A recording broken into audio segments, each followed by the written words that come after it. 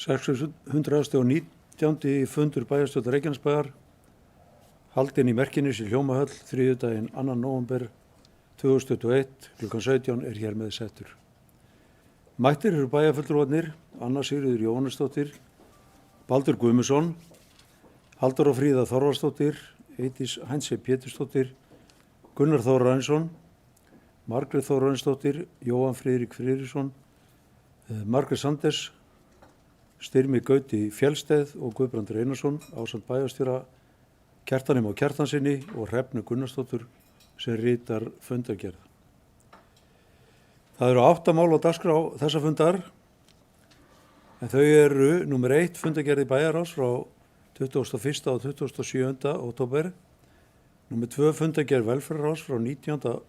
október og númer 3 fundargerð menningar og atvinnuráðs frá 20. október, númer 4 fundargerð framtíðarnefndar frá 20. október, númer 5 fundargerð stjórnar Reykjaneshafnar frá 21. október, númer 6 fundargerð íþrótta- og tónlistarráðs frá 27. október, númer 7 fundargerð lýðheilsuráðs frá 28. október og númer 8 er fjárhagsáætlun 2022 og 3 ára áætlun til 2025 og það er fyrri umræða sem fer fram hér í dag. Og ágæta bæjarfulltrúar, þá göngum við til dagskrár og tökum fyrir fyrsta lið fundarins sem eru fundargerðir bæjarráðs frá 21. og 27. orðið laust. Margrét Sanders, gjörðu svo vel.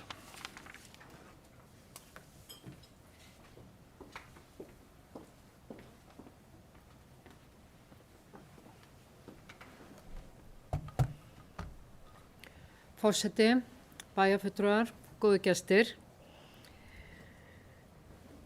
Ég vil fara yfir eitt mál og við erum með bókun út af því máli frá bæjarráðsfundi númer 1342 og málið er þróunarreitir, Grófin 2 og Hafnargata 2-4 og þetta er mál númer 5.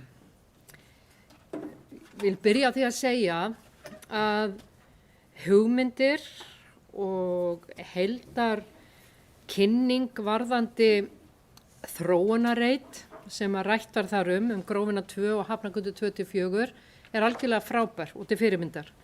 Og svo vinna sem að Sigurgestur Guðlaugsson hefur farið yfir er til fyrirmyndar. Við höfum rætt í bæjarráði að við hefðum viljað sjá stærri flöt, fleiri lóðir auglýstar heldur en eingöngu Grófina 2 eins og samþykkt var í bæjarráði. En við samþykktum að auglýsa þó Grófina 2 og okkur fannst ástæða minnihlutanum að bóka varðandi það, bæði að fagna og líka benda á það sem við höfum verið að ræða varðandi þessa reiti. Og því óskum við eftir að undir þessum lið verði eftirfarandi bókað. Minnihlutinn fagnar því að ákveðið hefur verið að auglýsa svokallaða þróunarreiti og þannig fá mismunandi sjónarmið er varða nýtingu og uppbyggingu á hinum ýmsu svæðum. Bæjarráð samþykkti að auglýsa byggingar og lóðarréttindi að Grófinni 2 til að byrja með. Minnihlutinn í bæjarráði samþykkti að auglýsa Grófina 2 en benti jafnframt á að betra væri að svæðið frá Hafnargötu 2-4 og að Grófinni væri skoðað heildstætt. Þannig mætti draga upp áhugaverða heildarmyndasvæðinu þar sem Fischerhús og Dúshús gegna lykilhlutverkum. Þar sem okkur hugnast vel að auglýsa upp þróunarsvæði, þá ákváðum við þrátt fyrir framangreint að samþykkja þetta skref. Minnihlutinn leggur áherslu á að vandað sé til verka og hugað verði vel að hinum ýmsu lögfræðilegu málum er snúa að verkefninu Og undir þetta rita Margrét Sanders, Baldur Guðmundsson, Anna Sigríður Jóhannesdóttir, Margrét Þórarinsdóttir og Gunnar Þórarinsson. Aftur frábært að auglýsa þróunareiti, gefa hugmyndum og hugmyndar auka fólks lausan tauminn og sjá einhverja frábæra hugmyndir. En það sem við sjáum þessi framtíðarsýn bæjarins. Hvernig viljum við sjá þetta svæði? Algjörlega, eins og við nefnum þarna, frá Grófinni að Hafnagötu, að Fissurhúsunum að þar og jafnvel stærra svæði þar. Við erum í dauðafæri. Takk. Friðjón Einarsson, gerðu svo vel.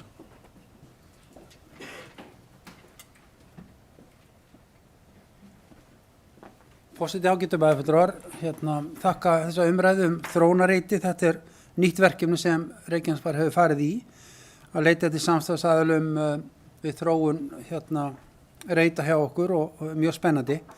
Við höfum reyndar verið í samstarfi áður Grófina, tvisvarsinnum áður höfum við farið í samstarf bæjarstjórn með aðilum en ekki hefur orðið að því, það gekk ekki upp. En ég vil bara ítreka eitt lítið og leiði tek undir það sem bæjarfulltrúi Margrét sagði það að þetta væri mjög spennandi og skemmtilegt verkefni að við höfum hug á því að bæta við öðrum reitum, næst Fissisreiturinn og síðan eru nokkru aðrir sem koma til greina. En ég vil segja hér þó að munun á þessu tvennu það skipulag í gildi í Grófinni, skipulag frá árinu 2010 sem gerir það að verkum að sá reitur tilbúinn til auglýsinga og samþykkt skipulag.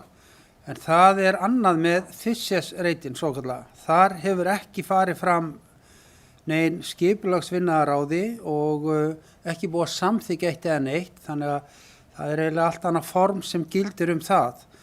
Fyrst þurfum við að ákvaða hvað á að vera þarna og komið til og að skipulagi og síðan í framhaldi þarf það að fara inn í bæjarstjórn og til samþykktar. Þetta getur tekið marga mánuði eins og gerir stundum, en við vildum ekki bíða því að við teljum þetta að vera ólíkir reitir og samkvæmt skipulaginu sem í gildi þá þeir það. Þess vegna vildum við ekki bíða með Grófina en fórum að stað með hana strax og það verður spennandi að sjá hver viðbrögðin við þessu verða. En hugmyndin góð og gaman að hvað bæjarstjórn hefur verið samstíga í þessu verkefni að fara nýja leiðir í skipulagsmálum og leita til aðila til markaðarins, sjá hvað hægt væri að gera skemmtilegt saman.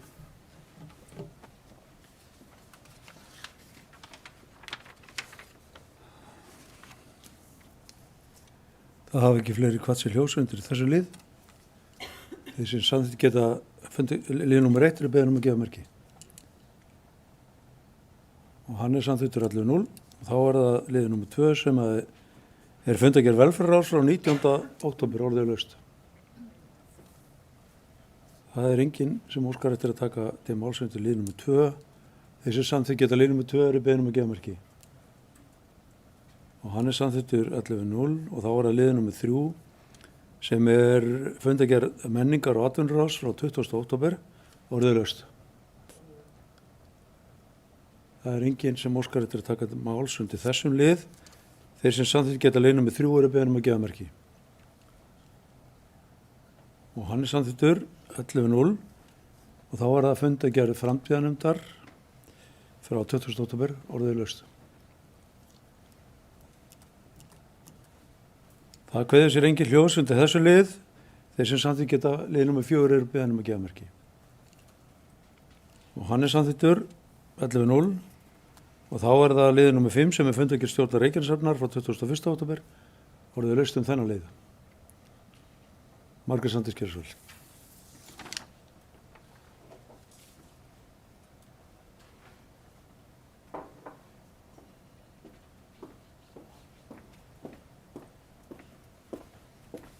Forseti, bæjarfulltrúar, góðu gestir. Varðandi 9. lið hjá stjórn Reykjaneshafnar, fundagerðinni, þá verið að ræða deiliskipulag Fitja, umsögn og viljum við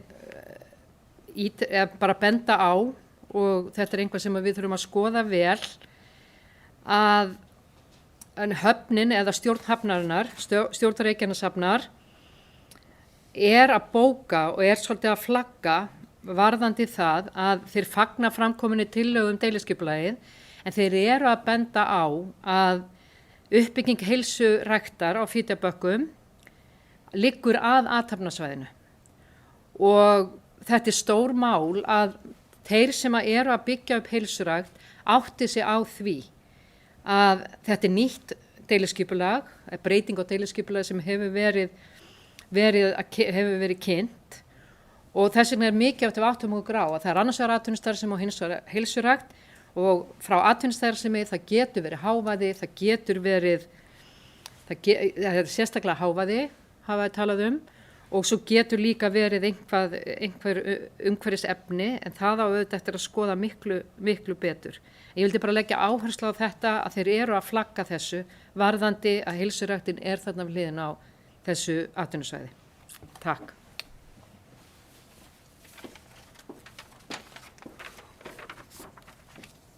Takk fyrir þetta, Margrét. Já, það liggur alveg fyrir að þegar við fórum í það að auglýsa steypustöðina til sölu að þetta myndi liggja nálægt atvinnurekstri sem að þarna ætti sér stað, og ég held að þeir sem eru kaupendur hafi verið alveg meðvitaður það, og ég sé ekki ástæðu til þess að við bæjarfulltrúar séum eitthvað að hafa ágjör af því svona umfram þá. Þeir hljóta að hafa verið búin að kynna sér staðhætti og hvað þarna var í fyrirhugað. Það liggur fyrir og búið að liggja fyrir núna í dágóðan tíma að það er fyrirhuguð uppbygging skipasmíðastöðvarinnar, og þrátt fyrir það lögðu þeir í að gera þennan samning. Þannig að við held að við ættum bara að anda með nefnum hvað þetta varðar og láta þetta bara hafa sinn gang. Það liggur heldur ekkert fyrir hvort að verkefni skipasmíðastöðina verða veruleika. Það er bara verk í vinnslu eins og hitt verkefnið. Það á eftir að fara í gegnum alls konar skipulagsvinnu og leyfisveitingar áður en og grenndarkynningar áður en það getur orðið veruleika, og við vitum ekki niðurstöðun í því núna, en þetta eru markmiðin að byggja þarna mikinn og stóran atvinnurekstur, og síðan þá að þarna verði einhver heilsulind sem að gæti orðið bara mjög flott á þessum stað sem stutt er í flugvöllin, og við getum þá fengið eitthvað af ferðafólki hingað inn í sveitarfélag okkar sem að okkur hefur sárlega vantaði gegnum tíðina. En þetta er eins og er bara verk í vinnslu, og við verðum bara að spyrja að leikslokum þegar að því kemur. Orðið laust. Ekki fleiri sem áskattir að taka til málsundi þessum lið. Þeir sem samþykkt geta fundargerð stjórnar Reykjaneshafnar eru beðin geðmerki. Og hún er samþykkt 11.0. Og þá er það fundargerð Íþrótta- og tómstafsráðs frá 27. október. Anna Sigríður Jóhannesdóttir gerir svo vel.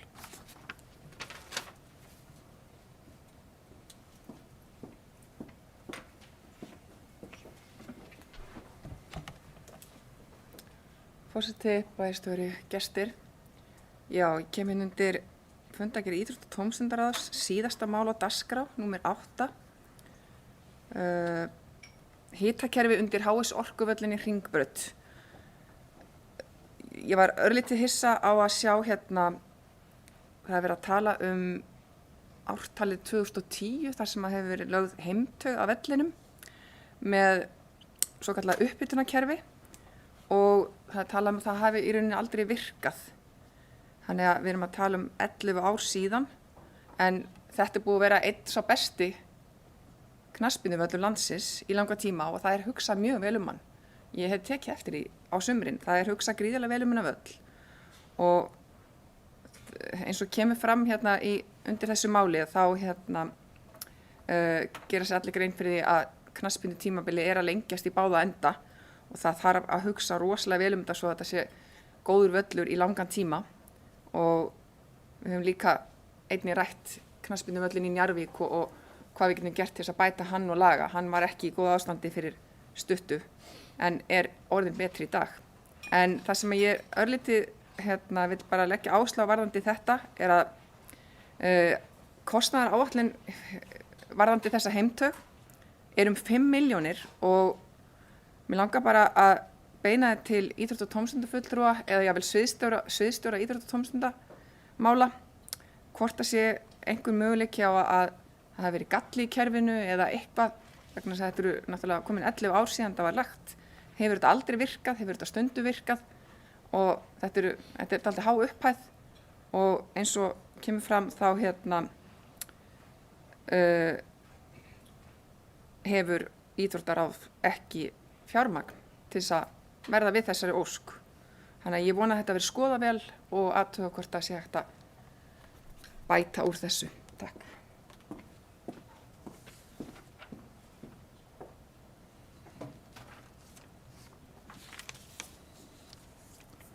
Takk fyrir þetta. Þetta er bara fín ábending.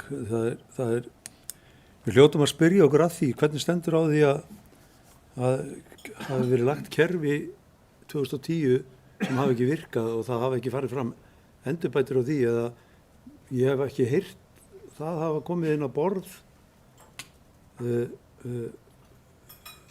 kvartanir út af því í gegnum tíðina og mér leikur líka forvitni á að vita hverjir lögðu þetta kerfi.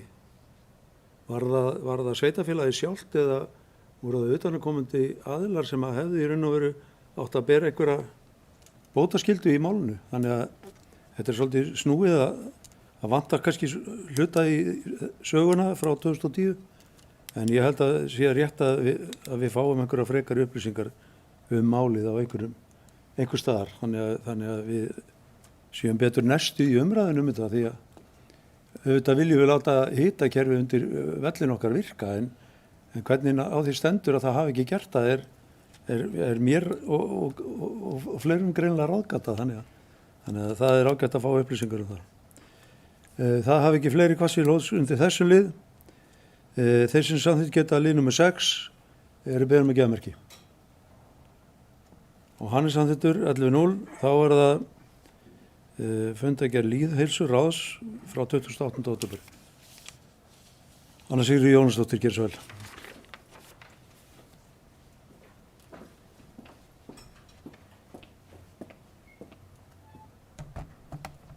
Forseti, bæjarfulltrúar, gestir, kemur undir fundargerð lýðheilsuráðs. Ég ætla aðeins að rúlla, þetta voru 4 mál á dagskrá. Ég ætla aðeins að rúlla yfir þau.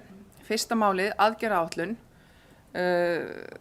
Ásdís Ragna Einarsdóttir, lýðheilsufulltrúi sem leysir hana Guðrúnu af í fæðingarorlofi núna í 1 ár.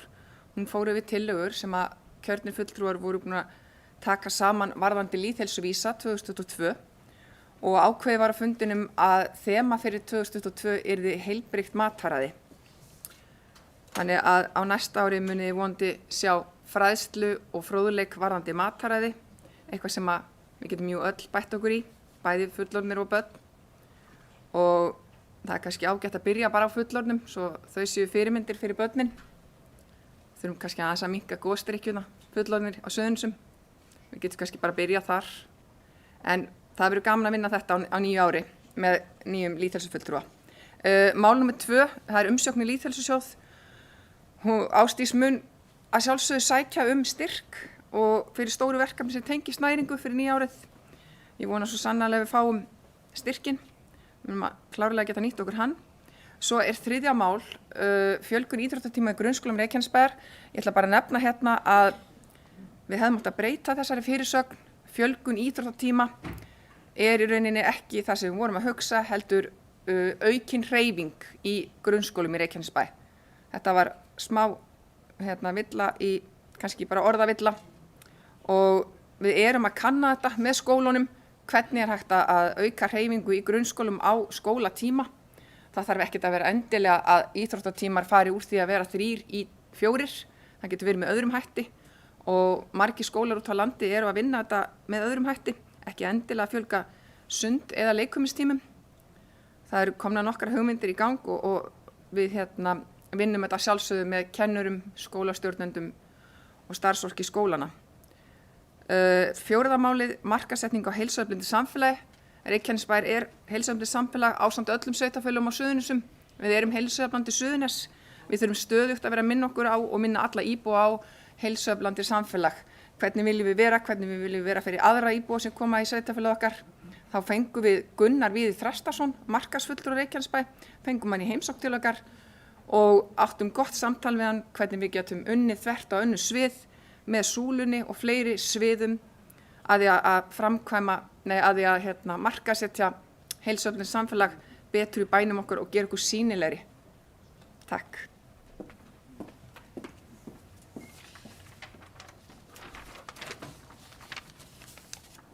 Takk fyrir þetta.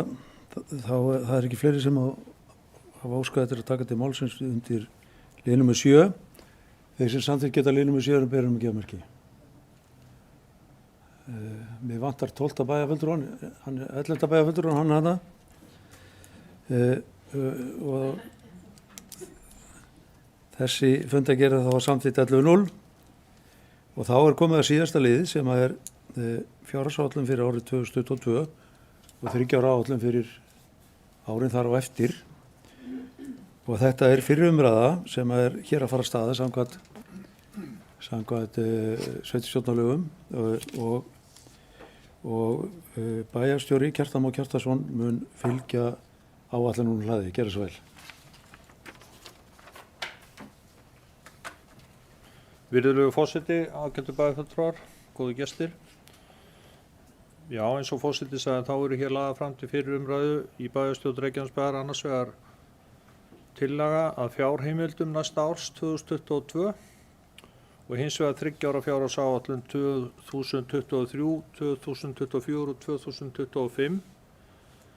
En til upprifjunar fyrir bæjarfulltrúa og ekki síður bæjarbúa sem kunna vera að fylgjast með, þá er rétt að skýra munin á þessu tvennu. Það er að segja fjárheimildir eru eins og nafnið bendir til, heimildir sem bæjarstjórn veitir einstökum stofnunum og deildum til þess að ráðstafa áætluðum heildartekjum sveitarfélagsins til 2 meginflokka útgjalda.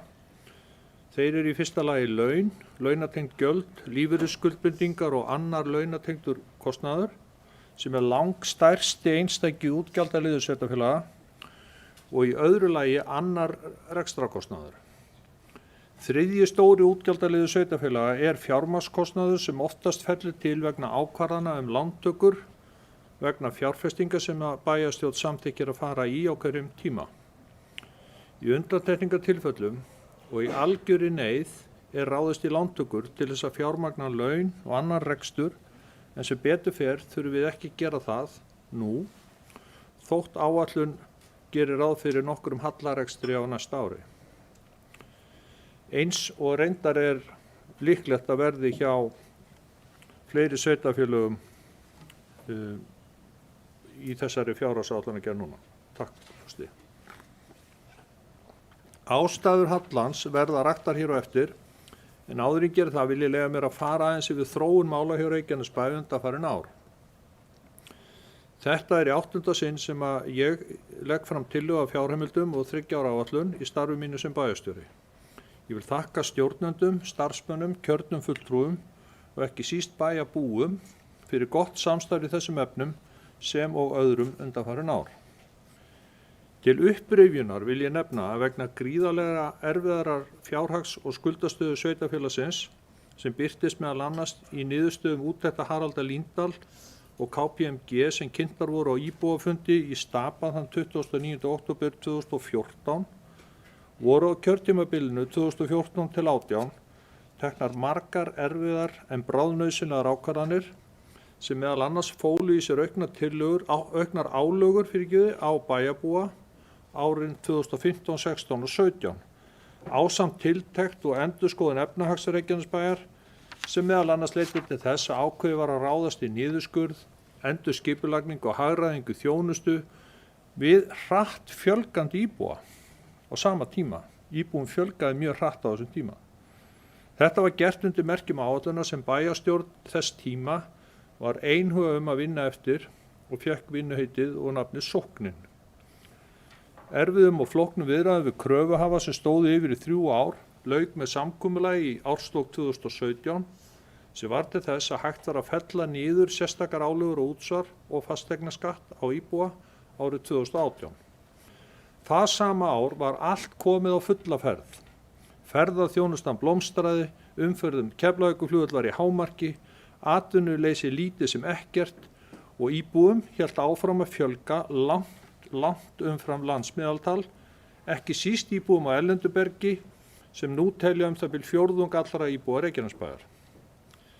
Íbúafjölgunin kallaði hins vegar á uppbyggingu innviða, svo sem byggingu nýs grunnskóla, fjölgun leikskólaplássa og fleira, sem aftur reyndist snúið fyrir sveitarfélag sem var þegar skuldum vafið og átti fullt í fangi með að greiða niður skuldir og reka sig frá degi til dags.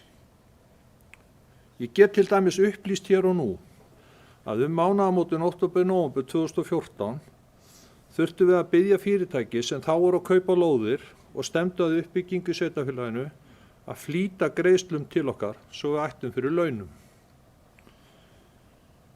Sem betur fer var töluvert til af þegar tilbúnum lóðum undir íbúðarhúsnæði í Innri-Njarðvík og Ásakverfi, auk þess sem einkaaðilar keyptu og brutu nýtt land undir svokallað Hlíðakverfi á svæði sem áður tilheyrði varnarsvæðinu og byggðarinnar í Keflavík og Njarðvík. Auk þess var ráðist í að skipuleggja þéttingu byggðar víðsvegar í sveitarfélaginu, meðal annars á því svæði sem áður var íbúabyggð varnarliðsins og nú heitir Ásbrú. Þar er nú gert ráð fyrir alltaf 15 til 18.000 manna byggð á næstu árum. Þessu til viðbótar féllu ytri skilyrðir nokkuð með okkur. Meðal annars seldi Reykjanesbær hlut sinn í HS Orku á mjög góðu verði eftir að fyrri sala gekk tilbaka þegar kaupendur ákváðu að nýta ákvæði kaupsamningi, falla frá kaupunum og skila hlutabréfunum tilbaka. Seinni salan gerði Reykjanesbær kleift að ganga hnarreistum frá samningu við kröfuhafa þar sem allir fengu sitt á endanum og enginn þurfti að gefa neitt eftir að öðru leyti því að vextir voru lítillega lækkaðir og lengt í lánum. Þessum hluta endurskipulagningarinnar lauk svo í byrjun þessa árs 2021 með endurfjármögnun 8,4 milljarða skulda og skuldbindinga eignarhaldsfélagsins Fasteignar sem nú er alfarið í eigu Reykjanesbæjar. Sú endurfjármögnun mun skila sér í verulegri lækkun fjármagnskostnaðar næstu árin frá því sem annars hefði orðið.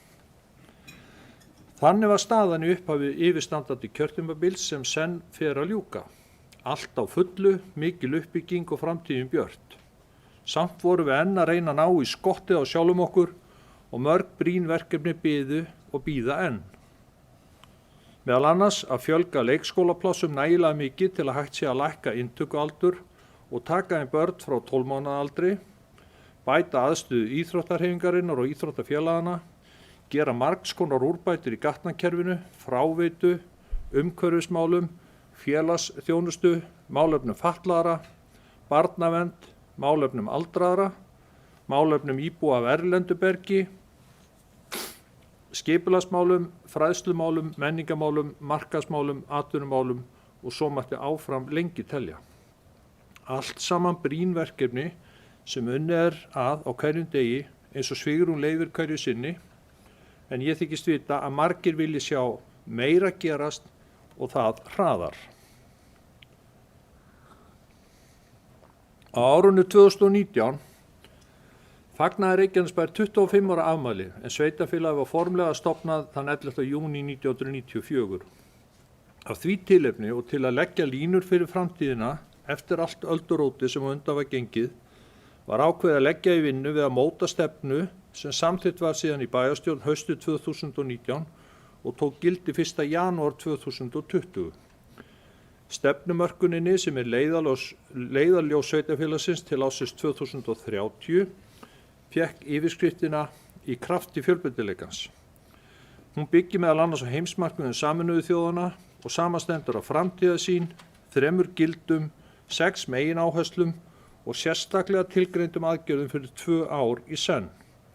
Fyrstu 11 aðgerðunum sem ákveðið var að ráðast í ár og það er að segja 2020 og 2021 er ýmist lokið eða aðljúka og nú býður ykkar ágætu bæjarfulltrúar og bæjarstjórnar að ákveða aðgerðir næstu 2 ára, það er 2022 og 2023. Þær ákvarðanir og áherslur munu væntanlega birtast okkur smátt og smátt í umræðum fjárhagsáætlunina sem fram fara meðal annars á þessum vettvangi og í bæjarráði næstu vikurnar og þurfa þá að taka mið af einni eða fleiri megin áherslum stefnumörkunarinnar og auðvitað heimsmarkmiðum Sameinuðu þjóðanna. Þessu til viðbótar vil ég segja okkur hefur orðið nokkuð ágengt í viðræðum við ríkið nauðsynlega uppbyggingu mikilvægra innviða á þess vegum okkar svæði. Má það nefna ákvörðun byggingu nýs hjúkrunarheimilis, byggingu nýrrar heilsugæslustöðvar, endurskipulagningu Keilis, skipulagssamkeppni ríkisins sem landeiganda í samstarfi við sveitarfélögin nærsvæði Keflavíkurflugvallar á vegum Katego, þróunarfélags Keflavíkurflugvallar, úrbætur í samgöngumálum, áhugavert samstarf sveitarfélagana Katego og Isavia innleiðingu heimsmarkmiðanna undir nafninu Suðurnesjavettvangur og margt fleira mætti nefna. Sjálf ætla bæjaryfirvöld að halda áfram margvíslegri uppbyggingu innviða. Annar áfangi Stapaskóla, það er að segja íþróttahús og sundlaugar, verður forgangsverkefni næstu 2 árin og mun kosta 2,6 milljarða.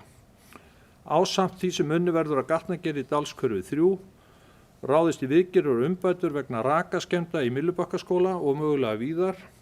Fyrstu skref í frekari úrbótum í fráveitumálum verða tekin á næsta ári og svo mætti lengi telja. Líkt og íbúum finnst líklega að Reykjanesbær þurfi að gera meira og hraðar, finnst okkur, sveitarfélaginu, nauðsynlegt að ríkið bregðist hraðar og meira við í mörgum málum. Það verður áfram verkefni okkar að halda þeim sjónarmiðum á lofti, meðal annars með samtali sem framfer innan samráðsteymis ríkis og sveitarfélaganna á Suðurnesjum, en það 19. júní 2019 samþykkti Alþingi þingsályktun stöðu sveitarfélaganna á Suðurnesjum. Skipað var í starfshóp stöðu sveitarfélaga á Suðurnesjum og starfshóp vaxtasvæði þann 12. nóvember 2019. Hópurinn lagði fram greiningu og aðgerðaráætlun 19. maí 2020 sem í daglegu tali nefnd Suðurnesjaskýrslan. Í framhaldi á ofangreindri greiningu og aðgerðaráætlun var skipað í samráðsteymi ríkis og sveitarfélaga þann 7. september 2020 og hefur það teymi fundað 10 sinnum.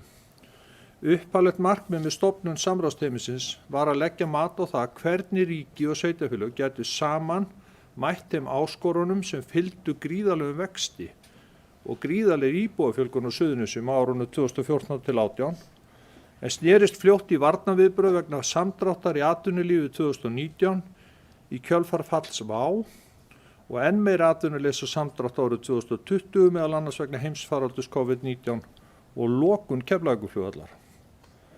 Útkoma þeirra vinnu var meðal annars skýrsla sem fékk nafnið Suðurnesjaskýrslan, þar sem tilgreindir eru 17 verkefni og aðgerðir sem nú unnið að á ýmsum vígstöðum meðal annars hjá sambandi sveitarfélaga á Suðurnesjum og hjá okkur í Reykjanesbæ.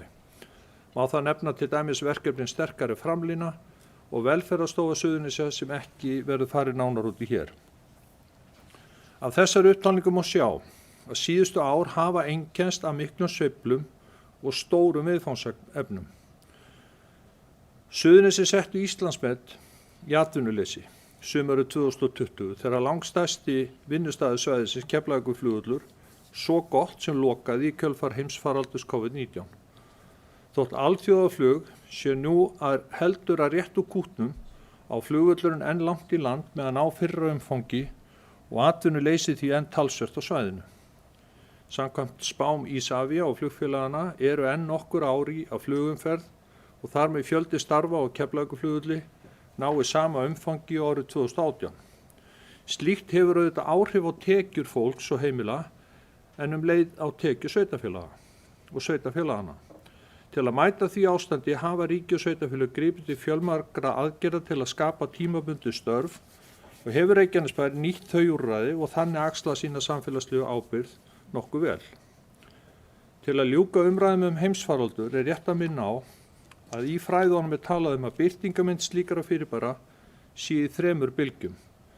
Fyrst heimsfaraldurinn sjálfur, þá efnahagsleg niðursveifla í kjölfar samdráttar og atvinnuleysis og í 3. lagi og 3. sveiflan eru félagslegar áskoranir vegna alls þessa. Ein birtingamyndin er til dæmis mikill skortur á menntuðum félagsráðgjöfum, sálfræðingum, kennurum, læknum, hjúkrunarfræðingum og öðrum þeim stéttum sem sinna íbúum á margvíslegan hátt. Það verður sameiginleg áskorun ríkis og sveitarfélaga næstu árin að bæta þar úr. Við erum á bólakafi í þessum bylgjum öllum og reynum eftir fremsta megni að mæta þeim áskorunum sem fylgja með viðeigandi og sjálfbærum hætti. Sú vinna mun mögulega halda áfram í einhver ár í viðbót. Á þessum tímum yfirstandandi heimsfaraldurs COVID-19 sem við höfum og erum enn að upplifa hefur þó margt gott komið í ljós. Til dæmis hefur færni í notkun fjarfunda og tölvutækni stóraukist sem og umræða og áherslur stafræna þróun í þjónustu sveitarfélaga, bæði það sem snýr að íbúum en líka það sem snýr inn á við að kjörnum fulltrúum og starfsmönnum sveitarfélaga. Við höfum einnig góða reynslu af því að heimila þeim starfsmönnum sem þess óska og það sem verkefnin henta að vinna að hluta til heiman frá sér. Þessi mál og stafræn þróun sveitarfélaga í heild sinni verða því áfram ofarlega á baugi hjá okkur á næstu misserum og árum.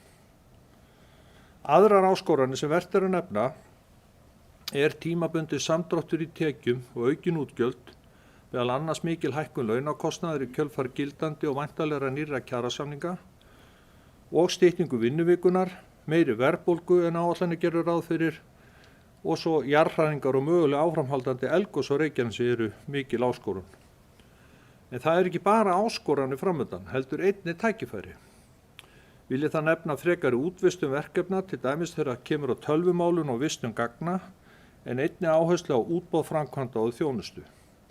Þá tel ég að framundan séu miklar breytingar í starfsháttum og verklagi sveitarfélaga sem kalli á stór átak í grunnmenntun og þjálfun nýrra starfsmanna en einnig sí- og endurmenntun þeirra sem fyrir eru, bæði faglærðra og ófaglærðra. Með meiri þjálfun og kunnáttu starfsmanna má bæta þjónustu, stytta tíma og verkferla, hraða afgreiðslu, spara kostnað og auka starfsánægju. Þetta eru dæmi verkefni sem ég held að sveitarfélögin gætu sameinast og þannig náð fram enn meiri hagræðingu. Frekara samstarf og eða sameining sveitarfélaga á Suðurnesjum er svo annað stórt mál sem ég held að muni verða ofarlega á baugi á næstu misserum. Á yfirstandandi ári hafa línur skýrst hvað varða stór iðjuáform í Helguvík. Nú er ljóst að hvorki verður af kísilveri Thorsil né fyrirhuga álveri Norðuráls og mikil óvissa ríkir framtíð kísilverksmiðju Stakksbergs sem eigandinn, Arion banki, er að reyna að selja. Á þessari stund er ekki vitað hvort kaupandinn finnist en öllum á vera ljóst að lítill áhugi er á meðal bæjaryfirvalda og íbúa að sú verksmiðja verði endurræst á núverandi stað. Tækifæri eigandans hljóta því að snúa sölu verksmiðjunar til niðurrifs og uppsetningar annar staðar, annaðhvort hér á landi eða erlendis. Á móti kemur að mjög margt jákvætt sem er framundan í uppbyggingu atvinnulífs á svæðinu.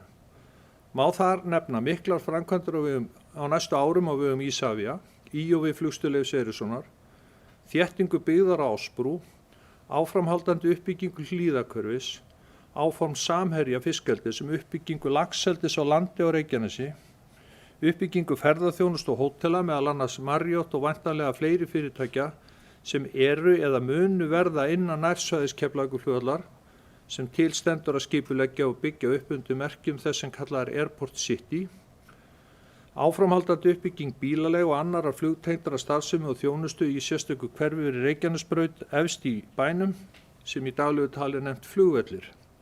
Þá má nefna áform skipasmíðastöðvar Njarðvíkur nýja og stærri þurrkví og uppbyggingu Reykjaneshafnar í Njarðvíkurhöfn, nýtt hjúkrunarheimili, nýja heilsugæslustöð, áform World Class uppbygging á Fitjum og svo mætti áfram telja. Þessum verkefnum og fleirum verða gerð betri skil á sérstöku framkvæmda þingi sem ráðgert er að boða til 5. 25. nóvember næstkomandi á vegum Heklunar atvinnu- og þróunarfélags en að frumkvæði okkar hjá Reykjanesbæ. Þá eru ótalin verkefni sem lúta á loftslags- og sjálfbærnimálum, hringrásarhagkerfinu og samstarfi sveitarfélaganna Íshafi og fleiri innan svokallars Suðurnesjavettvangs. Má það nefna áform nýja, stærri og fullkomnari sorpbrennslustöð, vetnisframleiðslu, orkuskipti í samgöngum og fleira. Til að fylgja þessum málum eftir höfum við ráðið verkefnastjóra sjálfbærnimála í gegnum eitt af atvinnuúrræðum ríkisins og gerum ráð fyrir að halda því starfi áfram. Þá einnig gert ráð fyrir nýju stöðugildi lögfræðings til stuðnings í umhverfis- og skipulagsmálum sem og nýjum verkefnastjóra fræðslu og vinnuverndar í mannauðsdeild. Og lokum rétt að vekja athygli á frábærum árangri sem nást hefur með stuðningi Vinnumálastofnunar í samvinnu við atvinnulífið, í fækkun langtíma atvinnulausra sem lokið höfðu eða voru að ljúka bótarétti atvinnulífsbóta og komnir voru eða voru að koma á fjárhagsaðstoð sveitarfélagsins. Því góða starfi verður einnig haldið áfram á nýju ári. Að öðru leyti verður ráðningum í störf sem losna haldið í lágmarki eins og hægt er og starfsmanna velta notuð til að hagræða í rekstri þar sem því verður við komið. Þá verður óformlegt yfirvinnuband áfram í gangi, það er að starfsmenn geti ekki unnið yfirvinnu nema næsti yfirmaður óski eftir og heimilið þar með að hún verði unnin og ráð sér fyrir því gert í fjárheimildum ársins. En ágætu bæjarfulltrúar, snúum okkur þá að fjárhagsáætluninni sjálfri. Og ég ætla hérna að byrja á því að vekja athygli ykkar á skjali sem að þið hafið öll fengið og inniheldur forsendur og markmið fjárhagsáætlunar 2022 til og með 2025.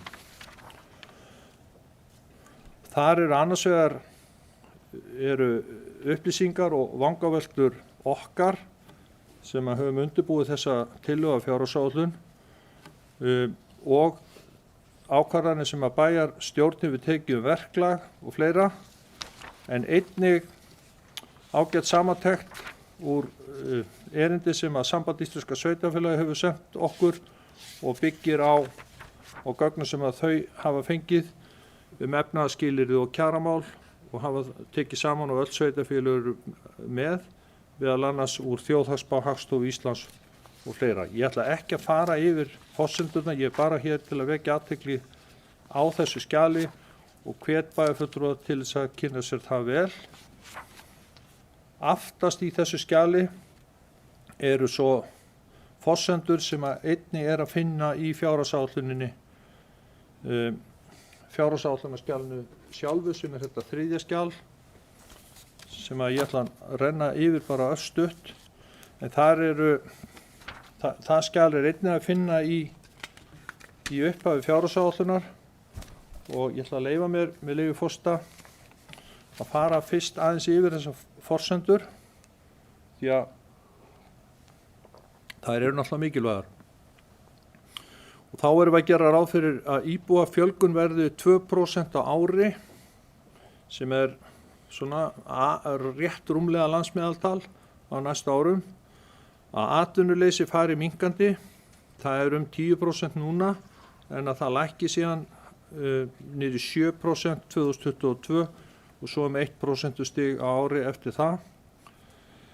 Við gerum ráð fyrir að aldurssamsetning íbúa verði óbreytt og útsvarshlutfall sem nú er 14,52% verði óbreytt og fasteignaskattur sem er að lækka núna á næsta ári fer á íbúðarhúsnæði A-flokk úr 0,32% í 0,30%.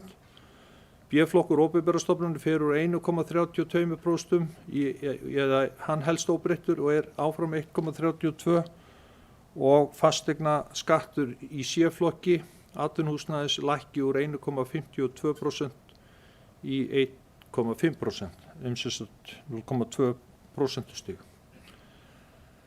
Gatnagerðargjöld, við ráðgefum að það verði 500 milljónir á ári sem við fáum í gatnagerðargjöld og sem renna í fjárfestingar í nýjum götum.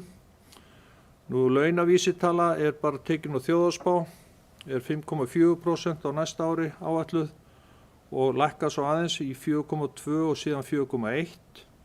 Neysluvísitala samkvæmt þjóðhagsspá, hún helst í kringu 2,4 og 2,5% á áætlunartímanum. Við gerum ráð fyrir að framlög jöfnunarsjóðs verði samkvæmt áætlun jöfnunarsjóðs og við vitum hvernig það er, vitum það í raun aldrei fyrir bara í lok árs hvernig það endar og neysluvísitalan þar er svo sama, 2,5% og ég talaði áðan. Gjaldskrár, þær eru samkvæmt gildandi skrá, við höfum rætt gjaldskrár næsta árs í bæjarráði og erum þá að meðaltali gera ráð fyrir hækkun upp á 4,27% á einstökum liðum, ekki öllum en svona flestum. En ég minni á að gjaldskrá sveitarfélagsins hefur hækkað lítið samkvæmt kjarasamningum hámarki 2,5% undanfarin 2 ár. Þá eru rekstrargjöld, við erum að gera ráð fyrir launum og launatengdum gjöldum bara og þau þróist í samráði við kjarasamninga. Stöðugildi verði óbreytt frá fyrra ári og það haldist óbreytt út samningstíma út áætlunartíman og við ætlum í halda áfram hagræðingaraðgerðum eins og frekastu kostur eins og ég nefndi hér í máli mínu áðan, meðal annars í gegnum frystingu nýrra stöðugilda eins og hægt er og endurskoða hvert einasta stöðugildi sem losnar með það í huga hvort að þurfa að ráða í það eða hvort við getum mætt því með öðrum hætti. Og við erum að gera ráð fyrir svona almennum fjárfestingum í gatnagerð upp á 500 milljón króna á ári. Eignasjóður að grunnfjárfesting í honum verði á næsta ári 500 milljónir, fari í 700 milljónir 2023 og 700 milljónir 2024 og 700 milljónir 2025. Annar áfangi grunnskóla, Stapaskóli, við erum að gera ráð fyrir að það fari 600 milljónir í það verkefni á þessu ári, síðan 1400 milljónir á næsta ári 2022 og 600 milljónir 2023 og svo 650 milljónir í 2024 en þá erum við væntanlega farin að huga að þriðja áfanga sem er yngsta stig leikskólans og 2024 og 5 verði 650 milljónir á ári í þriðja áfanga.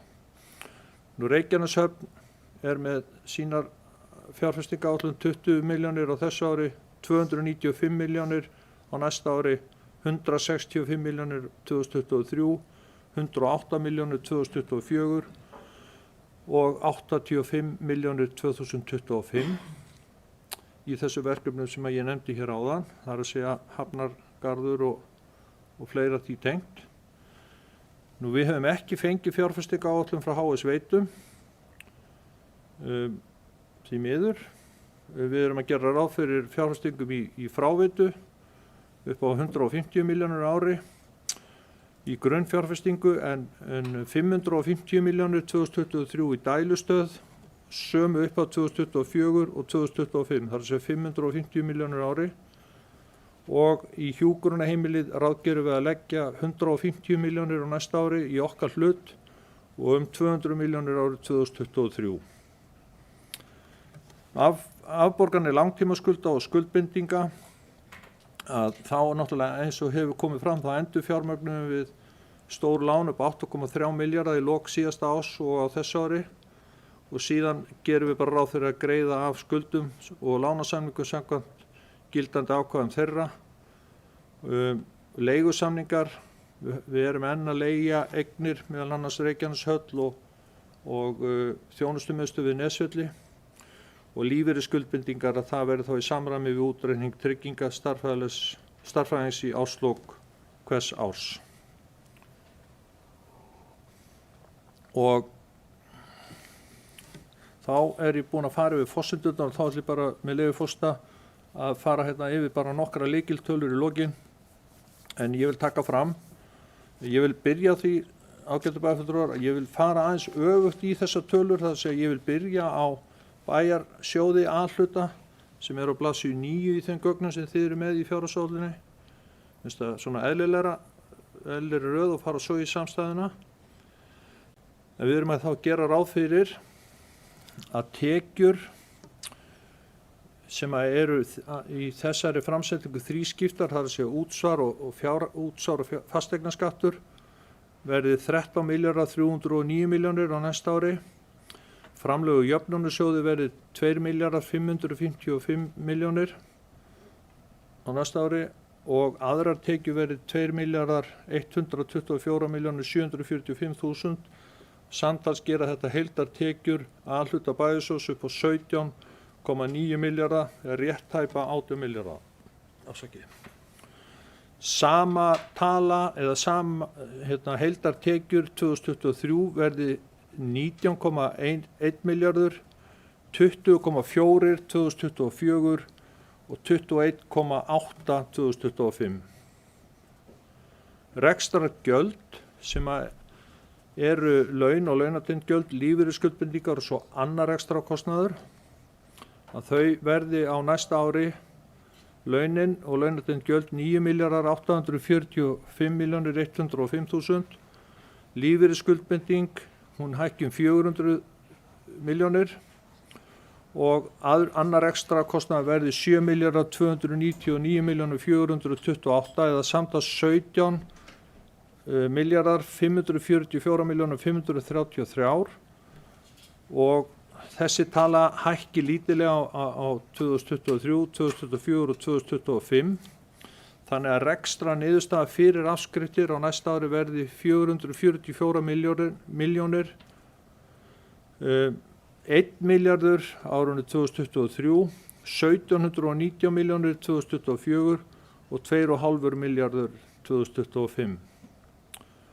Nú þá koma þarna inn afskriftir sem eru 756 milljónir áætlaðar og fjármunatekjur og fjármunagjöld eru útgjöld upp á 680 milljónir 2022, 592 milljónir 2023, 604 milljónir 2024 og 593 milljónir 2025. Þetta þýðir, virðulegur forseti, að við erum að áætla að A-hluti bæjarsjóðs verði rekinn með 991 milljón króna halla á næsta ári, 338 miljón króna halla 2023, 358 miljónum króna pluss eða réttum megin 2024 og 1154 miljón króna afgangi 2025. Og þetta í samræmi við það sem rætt var á fundi með kjörnum fulltrúum þann 20. október síðastliðinn og ykkur kunnugt um. Þjóðhagsspá sem við höfum verið að styðjast við í þessar áætlun, hún frá því mars síðastliðinn og við höfum fengið upplýsingar frá Sambandi íslenskra sveitarfélaga og fleirum að tilstanda að uppfæra hana og þegar það verður gert þá munum við náttúrulega endurskoða þetta og vonandi ná að gera það áður en að við tökum, ég gerir ráð fyrir að ný þjóðhagsspá komi áður en við tökum þessa fjárhagsáætlun til annarrar umræðu í desember. Nú ef við kíkjum á efnahagsreikninginn, þá erum við að gera ráð fyrir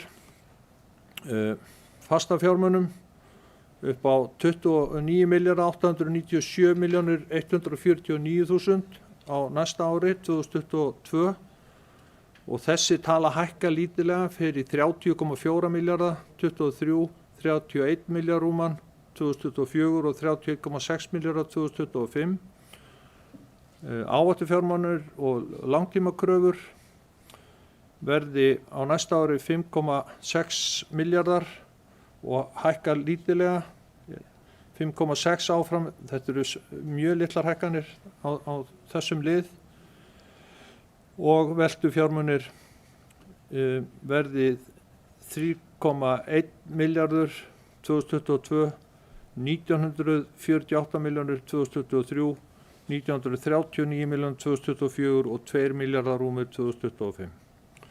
Og það rétt að vekja athygli á því að fyrirfram greiddu kostnaður sem þarna undir áhættufjármunum og langtímakröfum, síðasta línan 725 milljónir, þar aðferð sem að reikningsskilanefnd sveitarfélaga lagði til að yrði notuð til þess að mæta greiðslu í varúðarsjóð sem að við borguðum til brúar og sveitarfélög almennt borguðu til brúar lífeyrissjóðs og við fjármögnum með lántökum og við munum eignfæra á móti og megum svo afskrifa kröfuna á lánstíma lánsins og þetta var gert til þess að losna við að taka þetta í gegnum rekstur og þar með hafa áhrif á jafnvægisreglu sveitarstjórnarlaga. En þetta var tillaga frá reikningsskilanefnd sem að við ræddum og nýttum okkur og er heimilt samkvæmt lögum. Ég vil vekja athygli bæjarfulltrúa líka á langtímakröfum sem þarna eru, að þær eru kröfur á fasteignir Reykjanesbæjar, almennar íbúðir og svo eitthvað að gatnagerðargjöldum þarna upp á 915 milljónir sem að voru rauntölu 2020 en eru svo að hækka smátt og smátt og enda í 1.064 milljónum þarna 2025.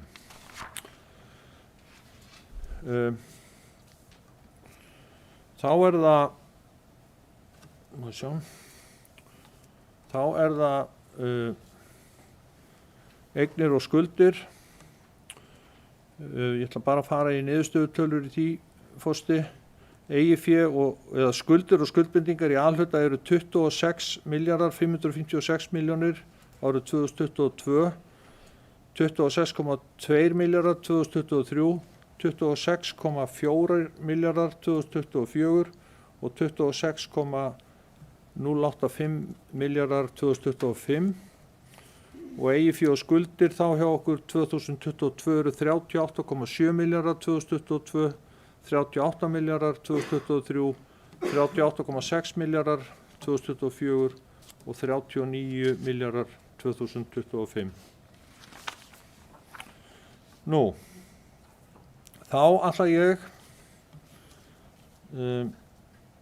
í sjóðstreymi A-hluta bara að vekja athygli á í útkomuspá fyrir 2021 að þar eru rauðatölur upp á 3,5 milljarða á þessu ári sem að kemur þarna undir liðnum söluhagnaður og þetta tengist yfirtöku Reykjanesbæjar og endurfjármögnun á F-inu og þeim eignum sem þar eru og þessar stóru tölur koma nokkrum sinnum fyrir og hafa áhrif á okkur upp og niður en á móti þá lækka leiguskuldbindingar og skuldir hækka við lánastofnanir en leiguskuldbindingar lækka eins og ég gat áðan að við endurfjármögnum það saman og gengum frá því og tókum F-ið inn til okkar. Nú þá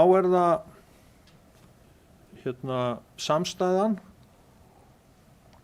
með B-hlutanum og eins og ég sagði í upphafi máls míns hér virðulegur forseti að þá geri ég ráð fyrir að það þurfi að breyta eða þessi áætlun sérstaklega samstæðuna muni taka breytingum í vinnslu bæjarráðs því að við erum því miður ekki með allar upplýsingar en þá frá B-hlutastofnunum öllum sem óheppilegt en það nú engu að síður staðreynd og við erum að gera ráð fyrir að á áætlun 2022 verði rekstra niðurstaða í þessar áætlun eins og framsett hér halli upp á 294 milljónir samstæðunar en strax á næsta ári 2023 verði næsta ári þarna á eftir verði rekstra afgangur upp á 451 miljón, 1221 miljón 2024 og rétt rúm á 2 milljarða árið 2025. En til upprifjunar að þá eru í samstæðunni eftirtalin fyrirtæki og sjóðir sem að bætast við bæjarsjóð. Það rekstur HS Veitna, það Reykjaneshöfn, það Fráveita Reykjanesbæjar sem rekin sem B-hluta fyrirtæki, það fasteignafélagið T12, Tjarnargata 12, það Hljómahöll veitingar og svo eigum við eignarhaldsfélagið fasteign, það engin rekstur í því núna ráðgerður og það engin rekstur heldur í Íslendingi en við eigum þessi félög og höldum þeim á lífi eitthvað áfram. Og síðasta B-hluta fyrirtæki sem við nefna lán sem að Reykjanesbær tók á sínum tíma til þess að fjármagna byggingu og hjúkrunarheimilis við Nesvelli og ég held að það sé tímabært að við förum að skoða það mál betur því að ef við skjáttlast ekki þá erum við að borga 38 milljónir króna á ári eða allavega á næsta ári með því. Það er að segja leigan sem við fáum frá ríkinu, hún dugir ekki fyrir afborgunum af því láni og við þurfum að fara og skoða það. Og við höfum rætt þetta, ég og fjármálastjórinn, og munum setja power í það eða tíma og orku í að koma því á hreint. Og eins og ég sagði áðan að þá höfum við ekki fengið fjárfestingaáætlun frá öllum, þannig að við erum, ég ætla ekki að fara yfir efnahagsreikningssamstæðuna því að þessar tölur eiga örugglega eftir að breytast. Það eru blikur á lofti bæði hjá Brunavörðu Suðurnesja og Kölku hvað varðar fjárfestingar og undirbúning Kölku fyrir mikla lagabreytingu sem verður 2023 og þeir telja sig þurfa að fara í fjárfestingar á næsta ári til þess að geta verið tilbúin í slaginn 2023 og Brunavörðu Suðurnesja eru líka að kljást við hækkaðan kostnað verulega meðal annars út af styttingu vinnuviku og fleira. Og í þessar tölur sem ég nefndi áðan, þessar stóru stærðir koma líka fram í sjóðstreyminu og það eru sömu skýringar þar. Þetta tengist aðalega þessari endurfjármögnun. Nú virðulegur forseti og ágætu bæjarstjóri, ég hef svo sem lokið máli mínu hér en vil benda á eins og þið sjáið þá hér fjármálastjóri og deildarstjóri reikningshalds, þau eru í salnum. Við erum tilbúin til þess að svara spurningum frá bæjarfulltrúum. En þráttur skammtíma niðursveiflu og fjölmargar áskoranir þá tel ég framtíð Reykjanesbæjar og Suðurnesja mjög bjarta og spennandi. Hér eru endalaust tækifæri til sjálfbærar uppbyggingar í atvinnumálum og mannlífi almennt og það er okkar allra í sameiningu að koma auga á þau tækifæri og raungera þau. Að öðru leyti þá legg ég til að fjárhagsáætluninni verði vísað til síðari umræðu og afgreiðslu í bæjarstjórn Reykjanesbæjar þriðjudaginn 7. desember en í millitíðinni verði hún áfram til meðferðar og vinnslu hjá bæjarráði Reykjanesbæjar. Takk fyrir.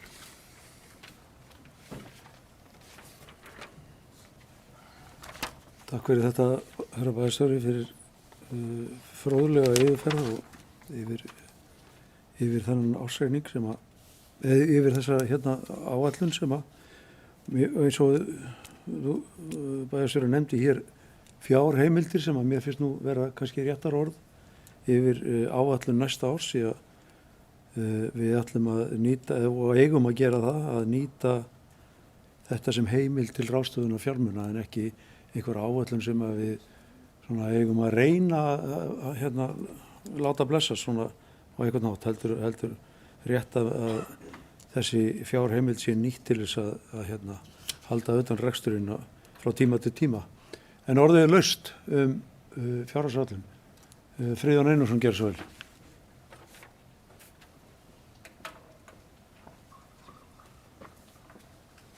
Forseti ágætu bæjarfulltrúar, við erum að byrja því að þakka Kjartani bæjarstjóra fyrir góða framsetningu og hans fólki sem hefur unnið ötulega frá upphafi. Þegar ég segi frá upphafi það er kannski þegar við tókum við 2014 höfum við staðið í stórræðum og Kjartan fór vel yfir það. Gott starfsfólk og öguð vinnubrögð hafa skapað góðan anda og skilað þessum árangri sem sést má. Það er breytt samfélag sem við búum í dag þegar við horfum á sveitarfélagið sérstaklega, gríðarleg fjölgun. Hér vorum 10.000 manns bjuggu hérna í Reykjanesbæ 1994. Nú eru hérna komin yfir 20.000 manns og fer ört fjölgandi. Þetta er ekkert sama sveitarfélagi og það var. Allavega þegar ég flutti hingað 1990 þá hafði þetta orðið gríðarlega mikla breytingar. Og við höfum gengið í gegnum öldudali og og svo þegar við héldum að við varum komnir upp úr dalnum og bjart framundan eftir mikla erfiðleika sem við höfum kallað sóknartímabilið að þá féll vá og 700 manns eru atvinnulaus yfir nótt og svo þegar það var aðeins að linast að þá kom COVID Það er ekki hægt að segja að okkur hafi verið gert þetta auðvelt við sem er hérna í bæjarstjórn. En samfélagið hefur breyst og þegar maður rýnir í stöðuna og tölunar okkar að þá finnst mér dálítið athyglisvert að þegar þessi bæjarstjórn tók við 2018 þá var staðan þannig að við skuldum 27 milljarða í A-hlutanum og tekjurnar okkur voru 14 milljarðar og eigið fé voru 5 milljarðar. Núna í dag lítur út fyrir að tekjurnar okkar á næsta ári verði 18 milljarðar og skuldirnar okkar ennþá 27 milljarðar. Það er að segja að skuldirnar hafa ekki aukist og í öllum hlutöllum hafa það lækkað verulega með við tekjur, en á sama tíma hefur eigið fé aukist úr 5 milljörðum í 12 milljarða, 7 milljarða. En líka höfum við byggt skóla, leikskóla, íþróttamannvirki, göngustíga og margt fleira. Ég vil meina það að þessi ágæta bæjarstjórn sem er að leggja fram sína síðustu fjárhagsáætlun hefur staðið sér virkilega vel, verið samhent á öllum sviðum og ekki hægt að kvarta yfir því. Þegar við munum horfa tilbaka, þegar maður er komin á elliheimilið, þá held ég að ég muni vera mjög stoltur af þessum árum hjá okkur. Við höfum líka haft það að stefnu að tekjurnar eru áætlaðar varlega og ef maður hefur leyft sér að því að tekjurnar gæti nú verið hugsanlega hærri, þá er maður lamin strax niður af bæjarstjórunum og fjármálastjórunum, farið varlega, þetta er ekki komið í hús og svo eigum við að stilla gjöldunum dálítið hátt.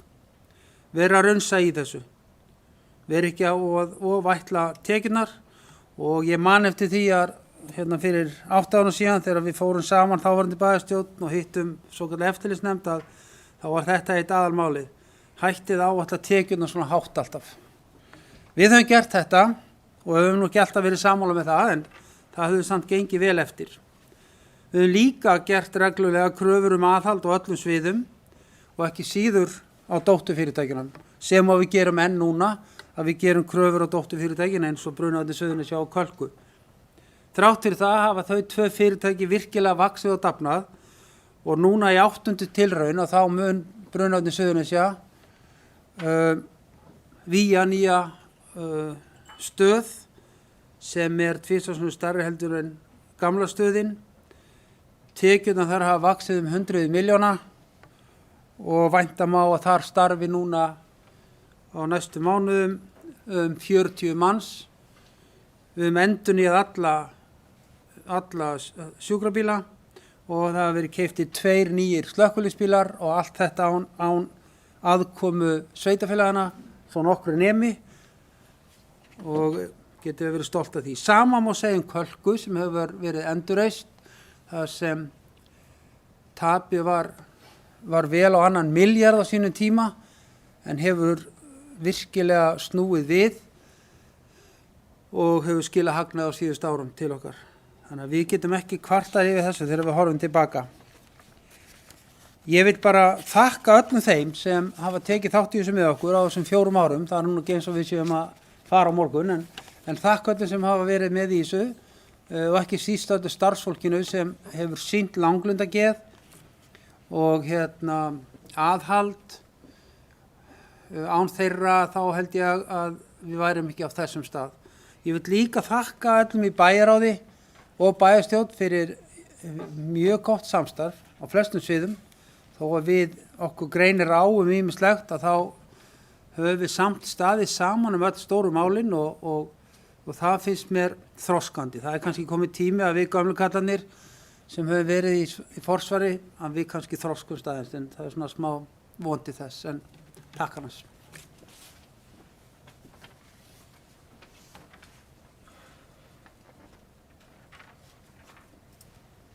Margrét Sanders gerir svo vel.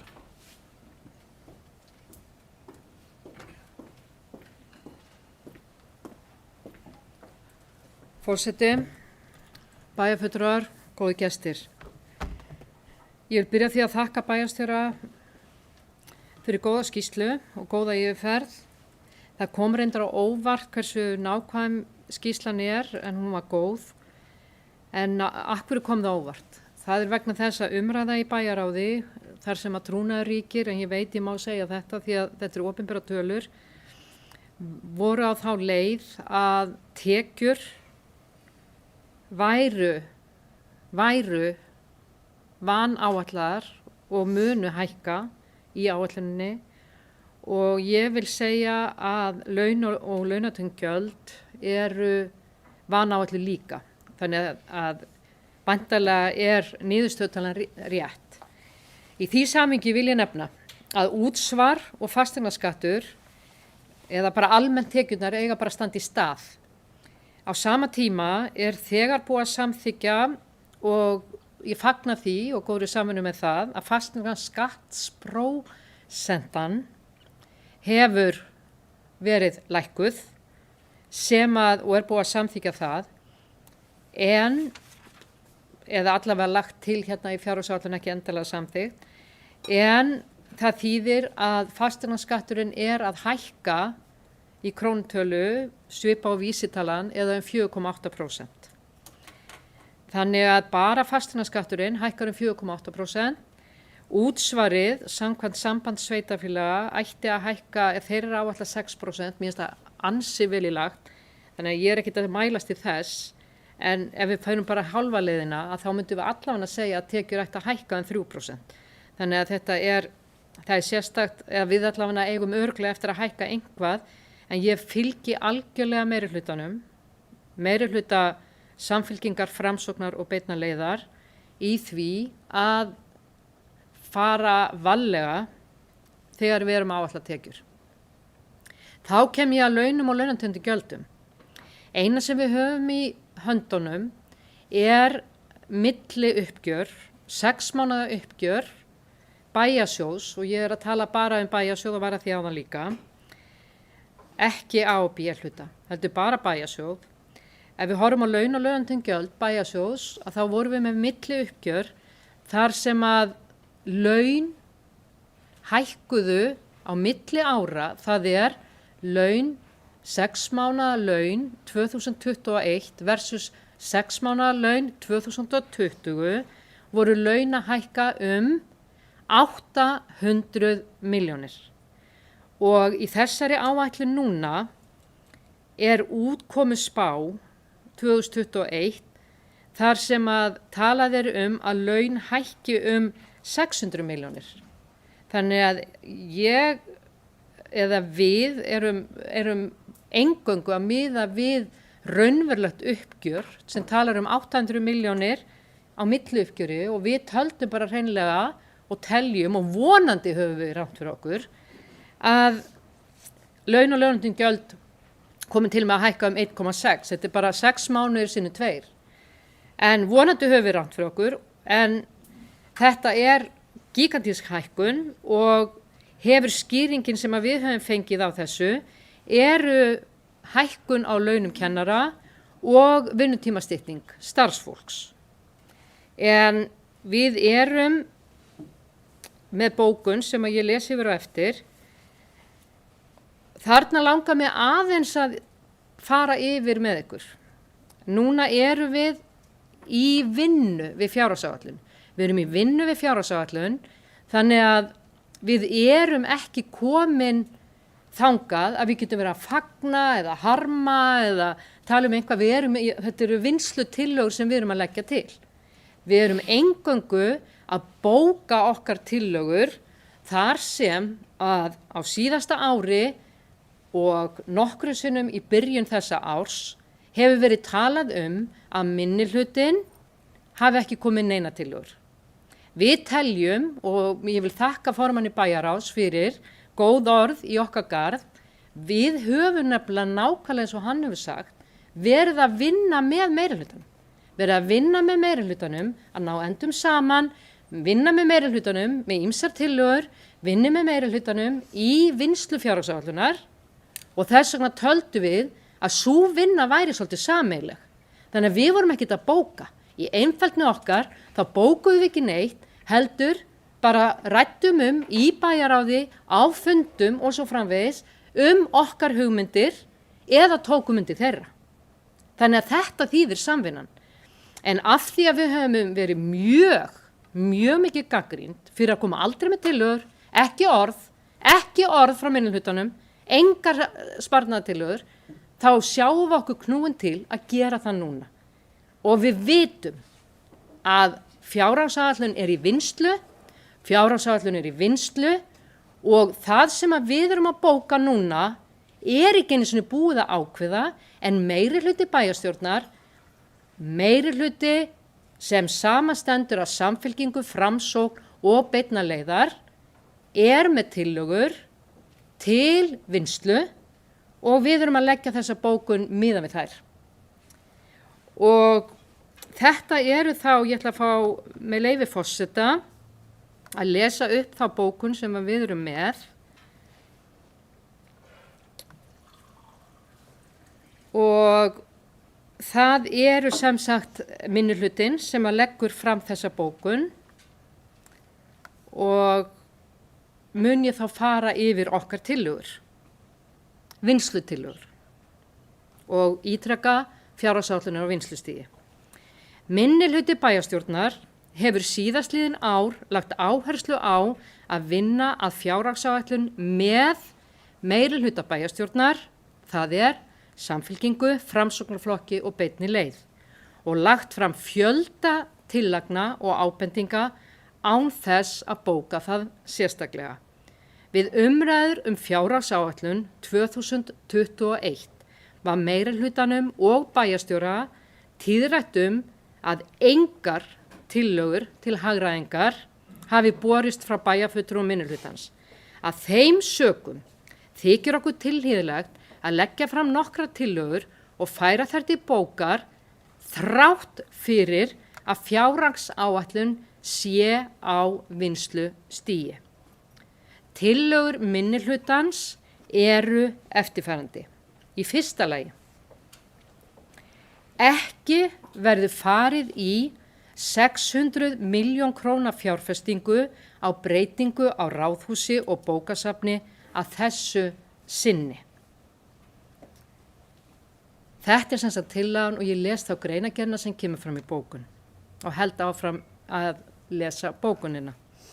Framtíðar staðsetning bókasafnsins hefur verið til umræðu í tengslum við breytingar á Tjarnargötu 12 og eru mjög skiptar skoðanir hentugleika húsnæðisins. Leggjast þarf í víða meiri greiningu á þörfum bókasafnsins til framtíðar og kanna jafnvel aðra möguleika. Samhliða þeirri greiningu þarf að skoða möguleikana á því að leigja húsnæði fyrir starfsemi ákveðina sviða og horfum þá helst til velferðarsviðs. Þannig mætti nýta húsnæði til að vinna úr verkefnum frá hinu opinbera eins og hugmyndir eru lýðheilsumiðstöð og nýsköpun í velferðarþjónustu. Önnur tillaga, kanna þar betur þörf á endurráðningu þegar starfsmenn ljúka störfum. Og við útskýrum það sem sagt svona, með aukinni rafrænni þjónustu og stafrænni umbreytingu hafa fyrirtæki á almennum og opinberum markaði verið að minnka umsvif svo sem launadeilda, fara þar vel við þörfina fyrir auknu mannahaldi áður en auglýst eru störf hjá sveitarfélaginu. Ég ætla að stoppa aðeins hér af því að við verðum að gæta sanngirnis. Við höfum rætt þetta, meirihluti og minnihluti, varðandi stafræna umbreytingu og breytingu á störfum þess vegna. En í fjárhagsáætlun núna er sérstaklega talað að það er starfsmaður að hætta vegna aldurs og það er talað að ráðning komi í staðinn en verði ekki hækkun á kostnaði og við erum að benda á að þetta þarf að skoða miklu betur áður en þetta er samþykkt. Þannig ég held áfram með okkar tillögur. Ég hef þegar sendt þessa bókun til ritara. Þriðja tillaga, ekki verði ráðið í heila stöðu lögfræðings eins og áætlað er.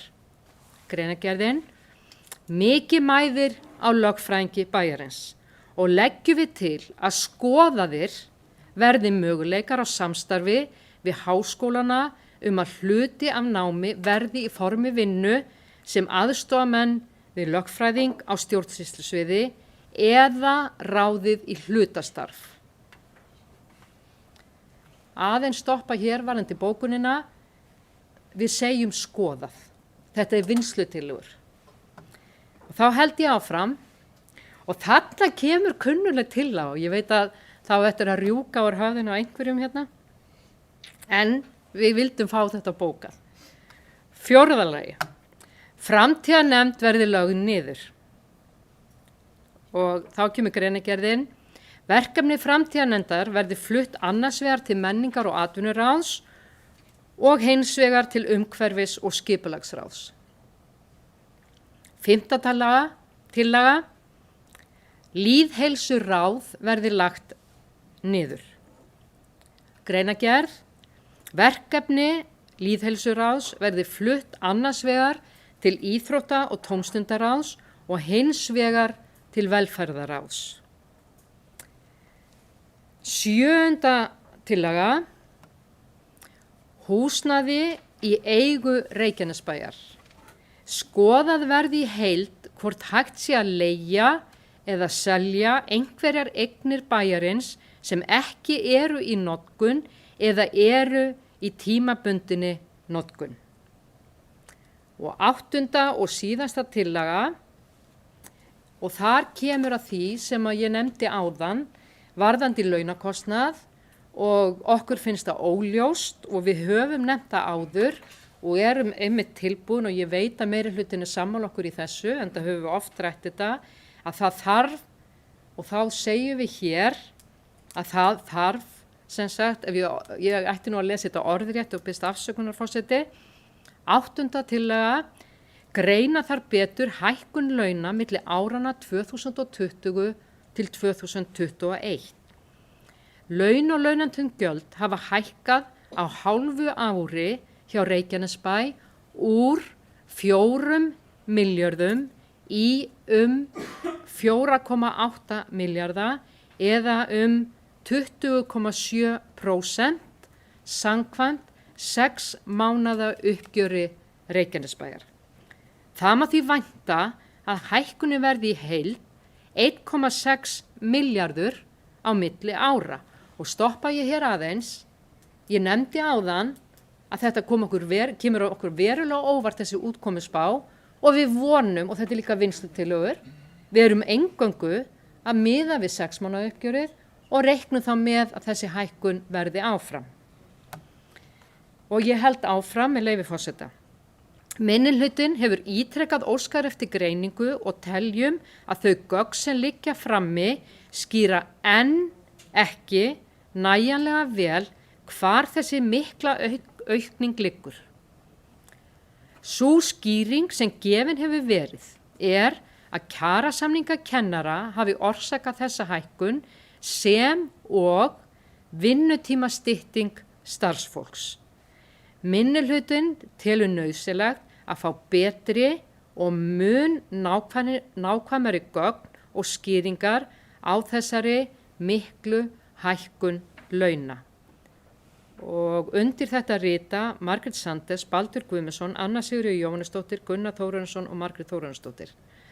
Aðeins varðandi launin að vonandi höfum við rangt fyrir okkur, en ég held að við getum öll verið saman á því, meiri hluti og minni hluti, að til þess að geta brugðist við, þá verðum við að hafa góða greiningu á þessu, enn betri greiningu, og ég veit að við erum örugglega ekki vinsælasta fólki, ég veit að það er mikið að gera hjá fjármálasviði sem vinnur baki brotna að koma sama fjárhagsáætlun við erfiðar aðstæður, en við teljum þetta algjör forsenda þess til þess að með hvaða tölur erum að vinna þannig að við fáum sér raunhæfustu mynd. En ég hef þegar sendt til bæjarritara, ég hef þegar sendt bókunina þangað og óska eftir sem sagt að þetta sé bókað og ítreka aftur að þetta er fjárhagsáætlun á vinnslustigi og þetta er okkar innlegg til vinnslu fjárhagsáætlunar. Takk fyrir. Friðjón Einarsson Geirsvöld.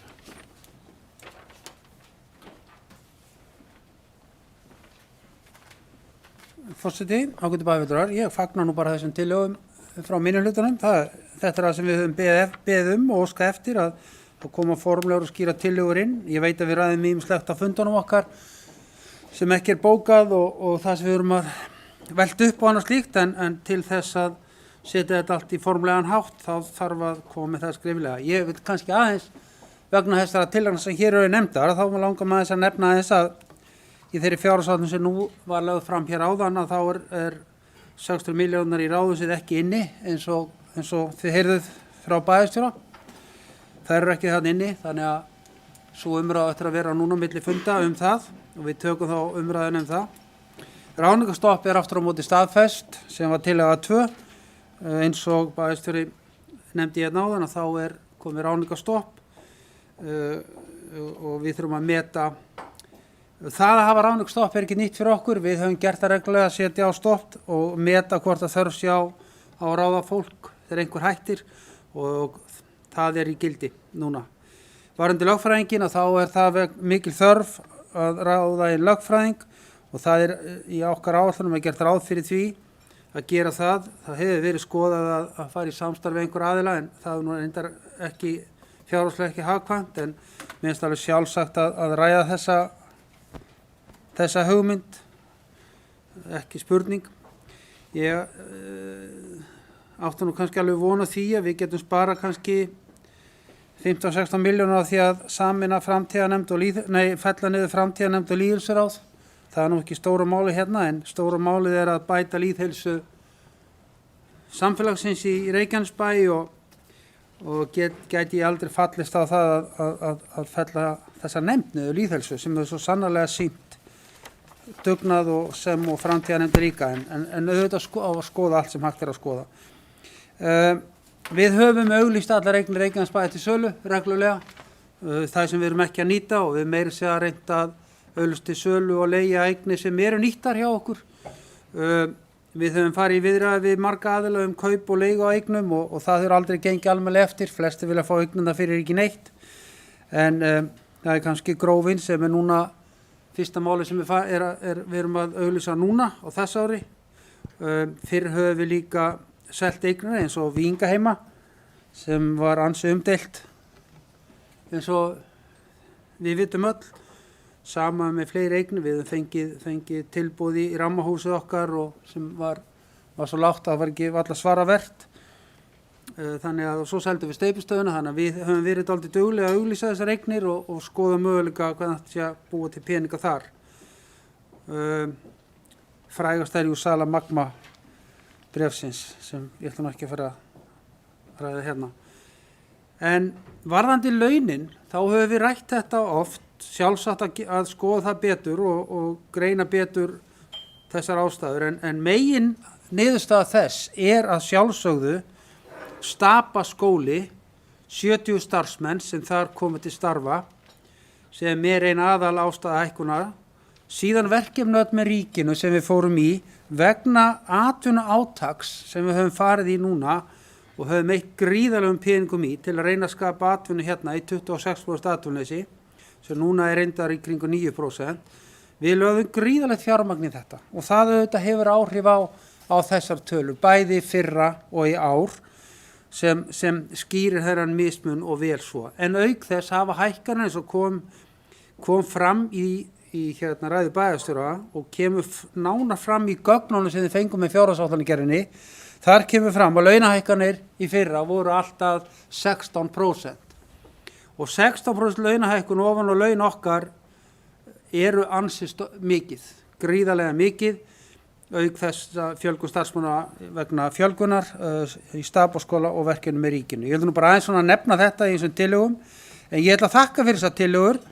Það er gaman að sjá að fá formlega tillögur, við höfum kallað eftir því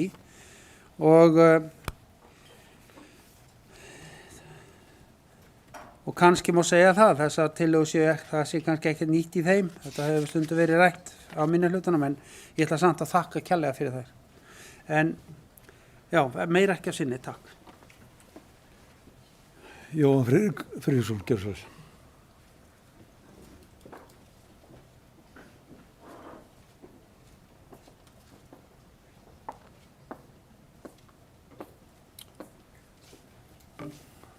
Forseti, ágætu bæjarfulltrúar, bæjarstjóri og gestir. Ég taka undir með formanni bæjarráðs og þakka fyrir þessar vinnslutillögur frá minnihluta. Bara virkilega gaman að sjá það svona skýrar. Og enn betra væri að það væri kostnaðarmetnar. En ég gerir ráð fyrir því að við munum ræða okkur gegnum það núna á næstu fundum á milli umræðina fjárhagsáætlun. Nú, það er rétt að sumt af þessu hefur komið fram áður og kannski óþarfi að hafa kannski mörg orð hvort að ég fella niður framtíðarnefnd eða lýðheilsuráð. Það hefur svo sem verið rætt áður. Og það hefur komið fram hjá mér í þessari pontu oftar en einu sinni og oftar en tvisvar að ég er ósammála þeirri nálgun. Ég þarf aðeins að nefna það hér að framtíðarnefndin hefur ákveðna fyrirmynd. Það var farið á stað með framtíðarnefnd hálfu ríkisstjórnar á sínu tíma og nú er sú framtíðarnefnd komin inn sem aukanefnd undir íslenska þingið. Og það eru svipuð mál þar undir. Það má vel vera að við getum fundið þessum verkefnum stað einhvers staðar annars staðar. Það má vel vera. En verkefnin eru mjög brýn. Það er eitt sem víst er. Ég held að það verið fróðlegt og gagnlegt að ræða sig í gegnum þessar vinnslutillögur núna næstunni. Og sala eigna, sjálfsög eigum við að horfa til þess.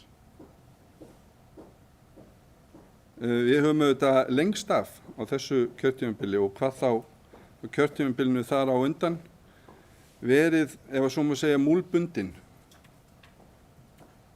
varðandi fjárhag sveitarfélagsins og smátt verið að sjá til lands og svo fáum við kórónuveiru faraldurinn í andlitið. Og það hefur verið erfitt fyrir starfsmenn sveitarfélagsins og okkur bæjarfulltrúa og ekki síst kannski okkar ágæta starfsfólk að reyna að leita leiða til þess að skila inn fjárhagsáætlun sem að þó er á þessum tímapunkti milljarð í mínus. Það er kannski, ef það verður niðurstaðan, þá er það kannski fram af mínum væntingum með hvernig staðan hefur verið út af faraldrinum. En það er rétt að þetta eru vinnslutillögur og við erum auðvitað í þessu ferli. Aðeins varðandi svona stöðuna í samfélaginu og stöðun okkar. Við sjáum það að öll sveitarfélögin eru í vandræðum, fjárhagsvandræðum. Ég veit ekki neitt sveitarfélag sem stendur ekki núna frammi fyrir mjög erfiðum áskorunum varðandi fjárhagsáætlun. Og við erum svolítið öll í þessu saman. Bæjarstjóri minntist á það hérna í sinni yfirferð að það hefði náðst ágætis árangur í samskiptum okkar við ríkisvaldið varðandi ýmisverkefni en eflaust eins og við sjáum hér kreppir skóinn hjá ríkisvaldinu líka. Og við sjáum svona þessa þróun því miður eiga sér stað ekki bara á Íslandi heldur í nágrannalöndunum einnig. Við erum að súpa seyðið af heimsfaraldrinum og verðum í einhver tíma, einhver ár að jafna okkur. Þess vegna held ég að sé mikilvægt að við einbeitum okkur að því að það tekur tíma að ná þessu jafnvægi. Með hvernig þetta lítur út núna þá sýnist mér þessi fjárhagsáætlun eða drög að henni núna við fyrstu umræðu benda til þess að það séu svona flestir sammála það að við munum reyna hvað við getum en við munum enda í mínus og síðan munum við vinna okkur út úr því jafnt og þétt. Því hefur verið fleygt í umræðunni á undanförnum mánuðum að ætlunin sé að íslenskt hagkerfi vaxi út úr kórónuveiru faraldrinum. Og ég held að það sé ágætis punktur fyrir okkur hér í Reykjanesbæ vegna þess að við vitum það hér bæjarfulltrúar að tækifærin til frekari uppbyggingar hér eru mjög mikil. Við hefum nóg landsvæði, okkur hefur verið að fjölga, við vitum af atvinnutækifærum og uppbyggingu sem annarkvort er að hefjast eða munu hefjast á næsta ári og því þar næsta. Þannig að ég held að það sé svona líklegt að ef að við fáum ekki eitthvað áfall upp í fangið þá ættum við að geta gert það. Ég vil bara minna á það að það er vissulega rétt að meirihlutinn gagnrýndi minnihlutann fyrir það og hefur gert það oftar en einu sinni að koma ekki með konkrét tillögur. Og þess vegna fagnaði þessu sérstaklega. Og við munum að sjálfsögðu ræða okkur í gegnum þær. Það má líka vera og ekki ólíklegt að meirihlutinn muni koma með tillögur sem koma til með að breyta þessu á einhvern hátt áður en við á endanum samþykkjum fjárhagsáætlun fyrir næsta ár. Nú ágætu bæjarfulltrúar, þetta verður síðasta fjárhagsáætlun sem að þessi meirihluti leggur fyrir og kemur síðan til annarrar umræðu í desember. Ég vil þakka sérstaklega fyrir samstarfið á þessum erfiðu tímum kórónuveirufaraldursins. Hann hefur verið okkur mjög íþyngjandi og þungur og við sjáum svona aðeins til lands þar. En þó eru líka blikur á lofti og við samfélag sem að byggjum stóran hluta af okkar starfsemi á ferðaþjónustu getum í svipan lent í þeirri stöðu að þurfa að draga saman seglin á Keflavíkurflugvelli með skömmum fyrirvara.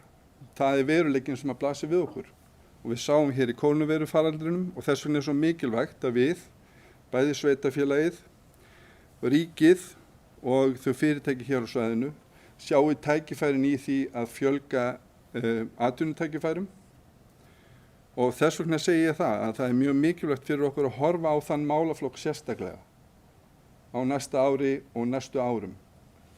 Sveitarfélagið getur gert margt þar.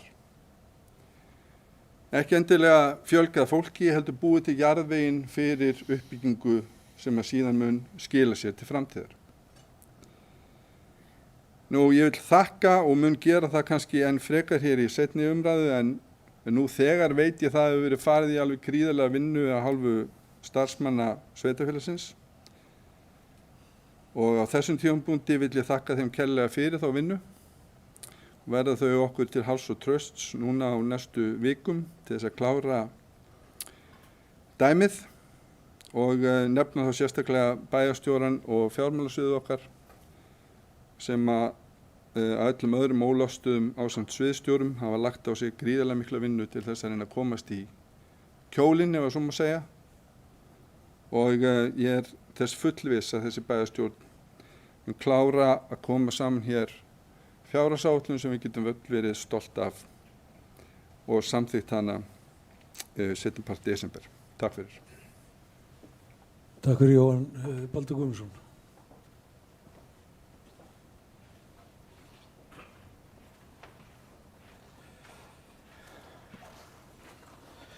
Virðulegi forseti, góðir bæjarfulltrúar og gestir. Bara að byrja að þakka fyrir þessa miklu vinnu sem að liggur á bakvið þessa fjárhagsáætlun eins og hún lítur út núna. Við erum ekki búin að klára þetta. Það þarf aðeins að athuga kjólinn líka, hvort það sé hægt að breyta honum eitthvað, stytta armar eða taka einhvern veginn á honum öðruvísi. Og það er, sko, við höfum öll verið hvött til á þessa vinnufundi og bara þökkum líka fyrir það að vera með í þessu. En þungin af vinnunni hefur náttúrulega farið fram hjá sviðstjórunum, hjá framkvæmdastjórunum, hjá starfsfólkinu og við hefum svona meira bara verið að líta svona yfir öxlinn á þeim og kannski leggja orðið belg og taka þátt í þessu. Þannig að við erum bara að gera þetta núna af fenginni reynslu.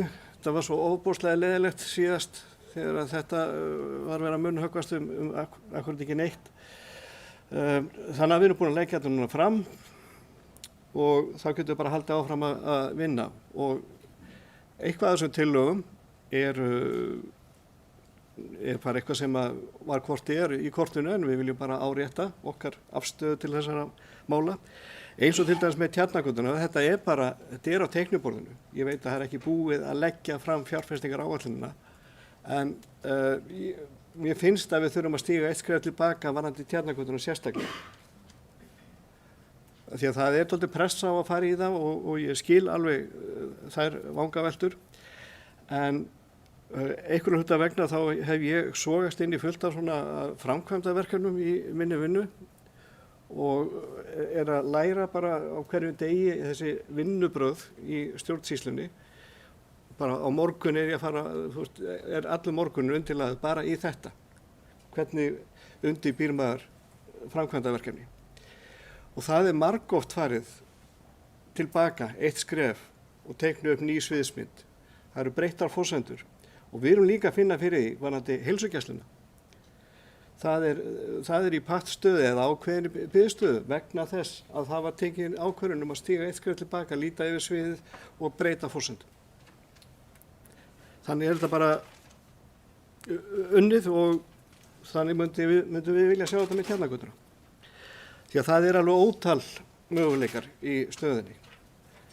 Við pröfum þetta að blanda saman bókasafni, kaffihúsi og allri þjónustunni og þetta er ekki alveg að fungera. Við þurfum að endurskoða þetta. Já, við leggjum líka höfuðáherslu á þetta ráðningarstopp. Vissulega þetta er á borðinu, það á að vinna eftir þessu og við viljum bara skoða í þessari stöðu vegna þess að ráðningar er skuldbinding til lengri tíma heldur en ef við fáum eitthvað í verkefni, ef það er möguleiki á að fá verktaka eða leysa þetta með öðrum hætti. Það er náttúrulega ekkert mikil stemning fyrir þessu og við höfum margoft sagt þetta með þessi ráð. Okkur finnst verkefnin alveg æðisleg. Þetta er bara frábær verkefni og mjög verðugt að fókusera á þessi verkefni sem að þessi tvö ráð hafa tekið að sér. En okkur hefur alltaf fundist að það væri betra að þetta væri í þessari línu sem að samkvæmt stjórnskipulaginu.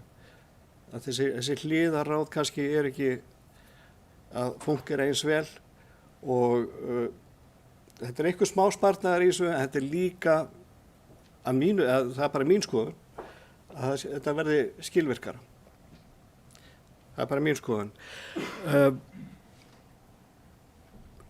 Allar þessar aðgerðir minnum mig séu til sparnaðar þannig að kostnaðarmat þarf kannski ekki að fara fram af því að við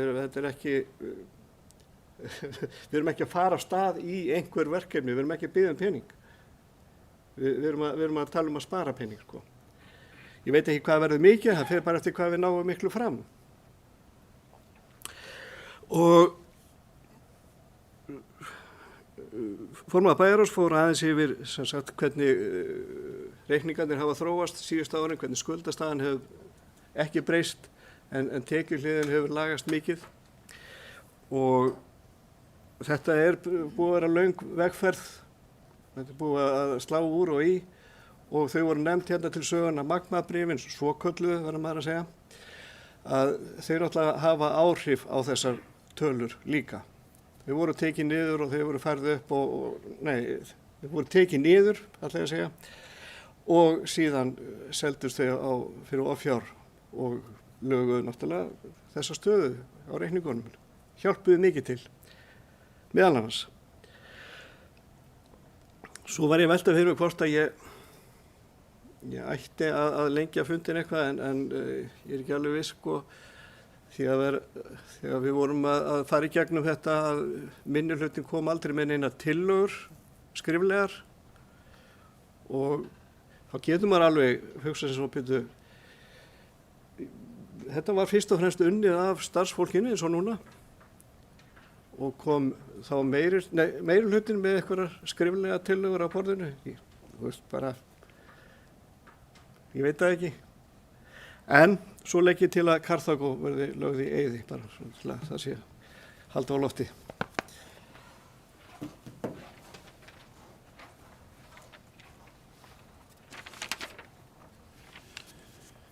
Takk fyrir þetta, Baldur.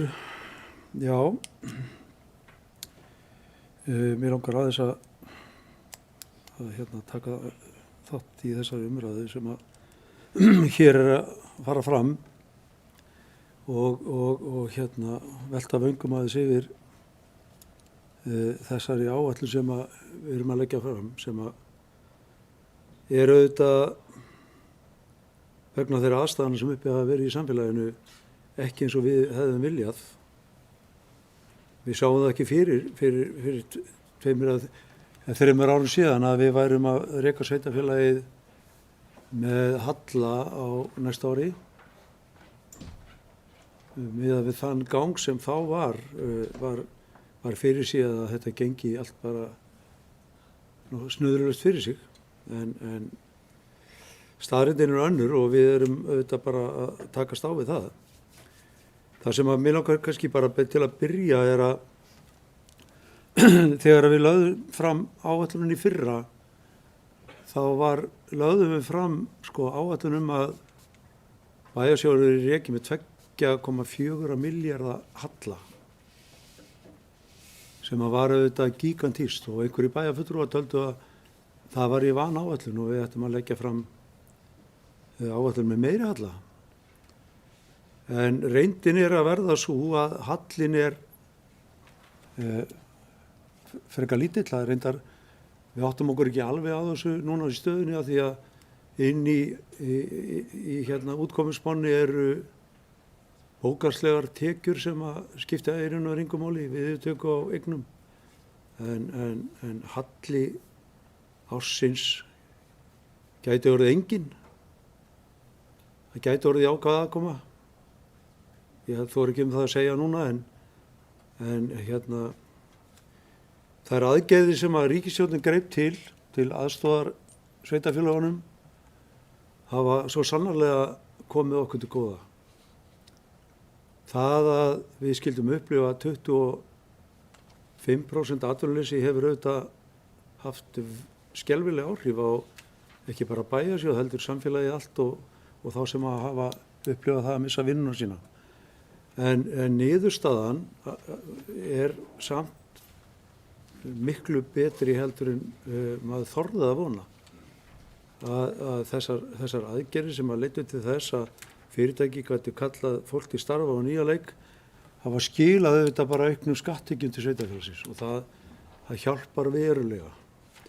Og þess vegna erum við að sjá sveitarfélagið á þessu ári skila annari útkomu heldur en vænst var, miklu jákvæðri útkomu, sem að hefur auðvitað líka áhrif á næsta ár og næstu ár. Við þurfum þá ekki að grípa til aukina lántöku strax.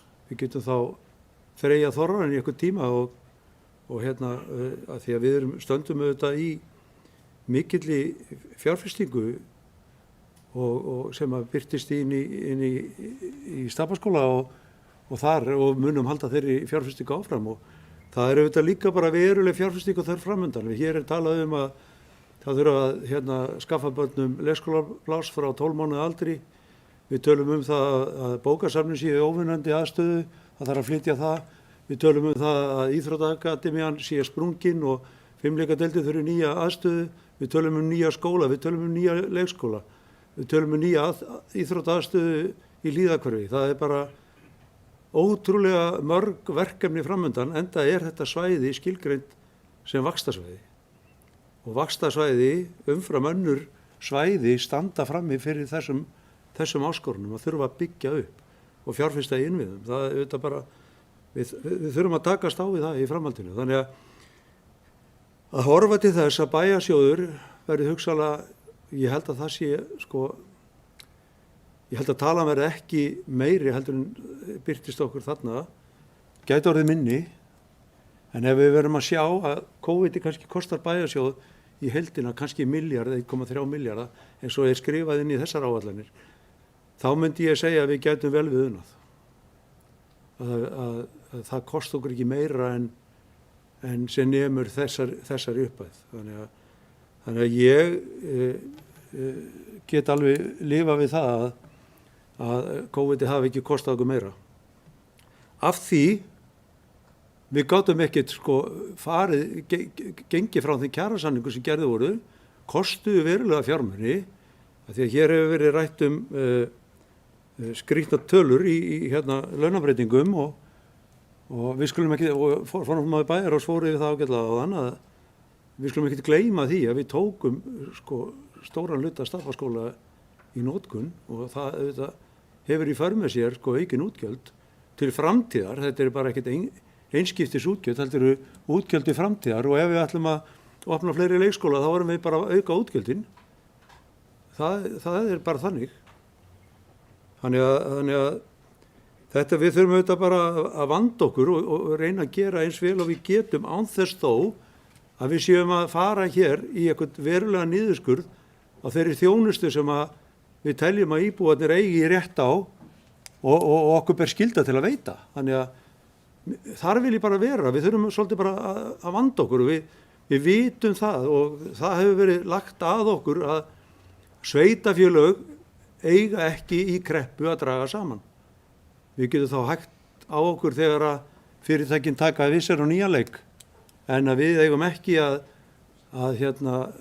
kasta olíu á eldinn og fara að draga saman leið og fyrirtækin lendi í erfiðleikum. Það kann ekki góðri lukka stýra. Við erum auðvitað bara með þetta í fanginu núna að fara yfir þessa áætlun sem að ég tel nú að sé nú að mestu leyti tilbúin þó að gæti orðið einhverja breytingar á samstæðinu eins og bæjarstjóri nefndi ég áðan. Taldi erfitt og vont að við værum ekki með til dæmis fjárfestingar áætlun frá HS Veitum en við erum svolítið þar að horfa til þess að sveitarfélög eru í sínum áætlunum að leggja fram tillögur það hvaða fjárfestingar þau ætla að fara í varðandi útdelingu nýrra lóða og það er ekki fyrir þá sem að HS Veitur vita í raun og veru hversu mikið þarf að fjárfesta. Þannig að menn eru svolítið bara að elta skottið á sjálfum sér í þessu en vonandi og ég veit að svo vinna er í fullum gangi í HS Veitum en auðvitað bara er eins og hjá öðrum.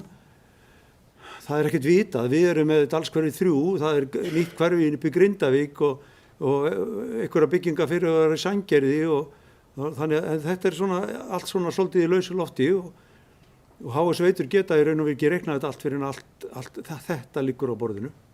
Þannig að við verðum að vera svolítið þolinmóð hvað þetta varðar. Tillögur sem að hér voru lagðar fram skriflega eru svona, ég veit ekki hvað ég á að segja um þessar tillögur. Menn þakka fyrir þær hérna en ég veit ekki hvort að þær séu til þess að hún er svolítið lævís þessi tillaga að við skulum ekki fara í ráðhúsið upp á 600 milljónir. Hvað þýðir það? Hinn almenni íbúi sem að hlustar á okkur núna, hann myndi það kannski halda þá gætum við lækkað hallanum 600 milljónir. En erum við að gera það? Þó við færum í þessa fjárfestingu?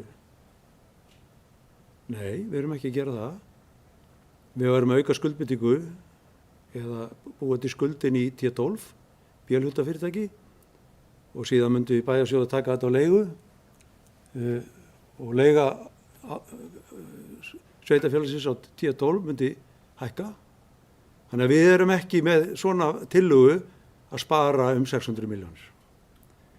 Og eins og hér var nefnt áðan, þá er bara engin tillaga inn í þessari fjárheimild sem að hér hefur verið lögð fram það að fara í ráðhúsið. Hún er bara ekki á borðinu. Við gerum okkur alveg grein fyrir því að það myndi orka tvímælis að fara að eyða fjármunum í það á þessum tímapunkti enda vorum við ekki til í að leggja það fram þrátt fyrir að einhverju undirbúningsvinna hafi átt sér stað. henn er ekki lokið, það er verið að ræða við fullt af fólki sem að kemur að þessu borði og tillagan er bara ekkit fullmótuð og kannski einhvern tímann í framtíðinni, eftir 1 ár, 2 ár eða 3 ár, ég veit það ekki. En þetta er allavega ekki þessar áætlun og það verður engi sparnaður upp á 600 milljónir þó að 600 milljónirnar hafa verið nefndar hér. Og bæjarstjóri fóru vel yfir það. Það er verið að reyna að stuðla því að draga saman í starfsmannahaldi og þeir sem hafa tekið þátt í þessari vinnu, þeir vita það. Starfsmenn, yfirmenn hafa lagt hart að sér til þess að finna möguleika á því að draga saman seglin. Við vorum með verulegar áskoranir inn á fræðslusviði og velferðarsviði og þar hefur bara hafa starfsmenn, yfirmenn og nefndamenn unnið öttulega því að reyna að ná tökum á þessu.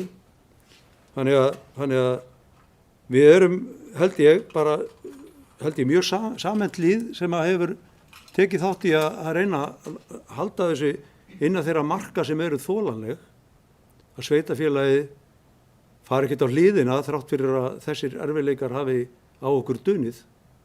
Þannig að ég er bara nokkuð bjartur með að samþykkja áætlun sem að verður réttu megin við milljarðinn, þó auðvitað er þetta fáránlega tölur að tala 1000 milljónir í mínus.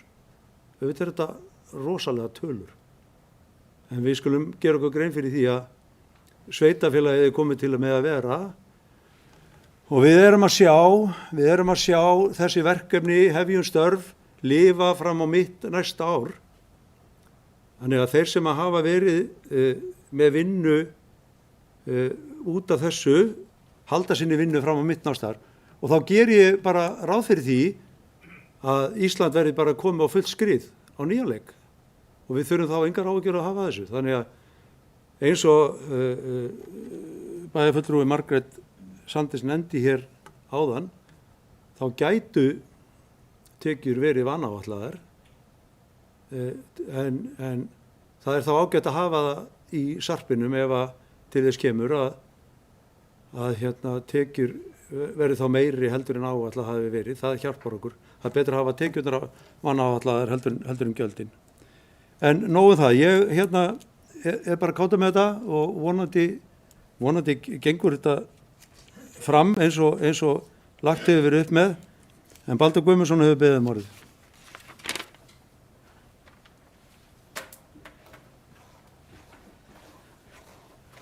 Virðulegi forseti, góðir bæjarfulltrúar og gestir, ég afsaka ég kom upp aftur en ég bara verða að bregðast við þessu vegna þess að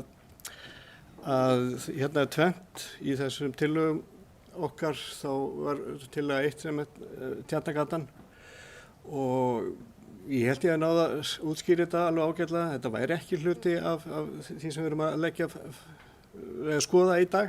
Þetta er ekki komið á, þetta er í vinnugögnunum okkar og að ætla okkur að þetta hafi verið lævís til að finnst mér svona einkennileg samsæriskenning eins og við höfum ætlað að blása ryki í augu íbúana og það bara, þú veist, svoleiðis langt frá því.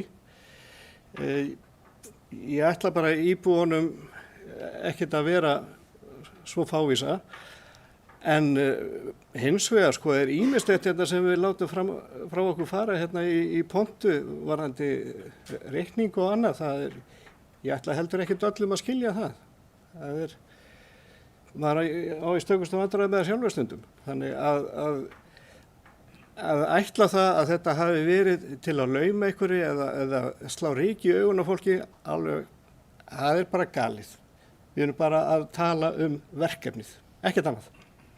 Engin feluleikur eða hókus pókus eða vera að pota í ykkur, bara vera að ræða málið. Takk. Margrét Sanders, gjörðu svo vel.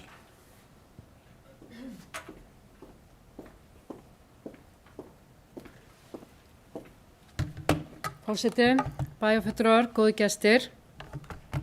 Ég vil þakka formanni bæjarráðs og forystumanni Framsóknarflokksins fyrir góð orð og hlakka til að vinna með meirihlutanum í vinnslu fjárhagsáætlunar eins og þeir nefndu, en það kom verulega óvart orð Guðbrandar forseta varðandi okkar tillögur að sjálfsögðu er ekkert að því að gagnrýna, ekkert að því að hnýta í eða nefna einhvað, en hvílík vonbrigði að hlusta á forystumann beinna leiðar Viðreisnar núna, Guðbrandar Einarssonar, forseta, að tala að 600 milljónirnar sé ekki einu sinni inni og hvaðan, þetta eins og við höfum bara dregið það upp úr hatti, á bæjarstjórnarfundi 30. september. Og þið sem eru að hlusta þarna úti, skuluð fara á YouTube og finna bæjarstjórnarfund frá 30. september. Þar var til umræðu fjárfestinga áætlun og þar spurði ég sérstaklega hver er að leggja fram þessa fjárfestinga áætlun og það var reyndar annars vegar var sagt að það væri meirihlutin og hins vegar að þá að þetta væri frá starfsfólki sveitarfélagsins, að þetta var samt unnið með meirihlutanum, sent meiri sér og vista til okkar að þetta væri hluta því sem meirihlutan var að leggja fram og upphaflega var fjárfestingin fyrir ráðhúsið sem átti að fara í 900 milljónir. En núna er það 600 milljónir sem voru lagðar fram 30. september á bæjarstjórnarfundi og var ekki samþykkt, en þetta vinnslutillögur og er ekkert víst að verið farið í þetta, en að tala það að við séum að slá ryki í augum bæjarbúa með að segja að þetta sé ekki 600 milljónir af því að þetta sé ekki það sem að fer beintin í reikningana. Og Guð minn góður, ætlarðu virkilega að segja það að ef að við erum að búa til leigu skuldbindingar til framtíðar, þetta er hluti af eigum samstæðunar. Ef við erum að búa til leigu skuldbindingar til framtíðar og við þurfum að borga þessar 600 milljónir, það detti ekki bara himnum ofan, þá hlýtur þetta að vera einhvað sem við þurfum að borga, því miður. Ég vildi óska þess að væri bara einhver sem myndi gefa okkur þessar 600 milljónir. En þetta eru peningar sem á að kosta til og það þarf sannarlega að lagfæra og laga aðstöðu starfsfólk og ég ætla ekki að gera lítið úr því, en það sem að við viljum að þetta sé unni betur og þessar 600 milljónir, þetta er kostnaður samstæðunar og hvernig það koma í bækurnar, það verður þá leiguskuldbinding. Þetta er einhver skuldbinding að þýðir það að leigan sem Reykjanes hefur borgar til Tjarnargötu eða T12, að þetta verður skuldbinding á bæjarsjóð og þetta er auðvitað allt sama reglífin. Þannig að 600 milljónirnar var rætt þær í fjárfestingar hluta 30. september. Síðan hefur ýmislegt gerst. Síðan hefur umræða Myllubakkaskóla og fleira komið fram og það getur vel verið að þessi tillaga verði ekki ofan á og það fögnum við því að við teljum að það þurfa að vinna þetta miklu, miklu betur eins og kemur fram í okkar vinnslutillögu. En ég vildi bara ítreka það að þrátt fyrir að þetta fari ekki beint í að lækka skuldunum 600 milljónir, þá er þetta peningur sem bæjarbúar borga alltaf á endanum.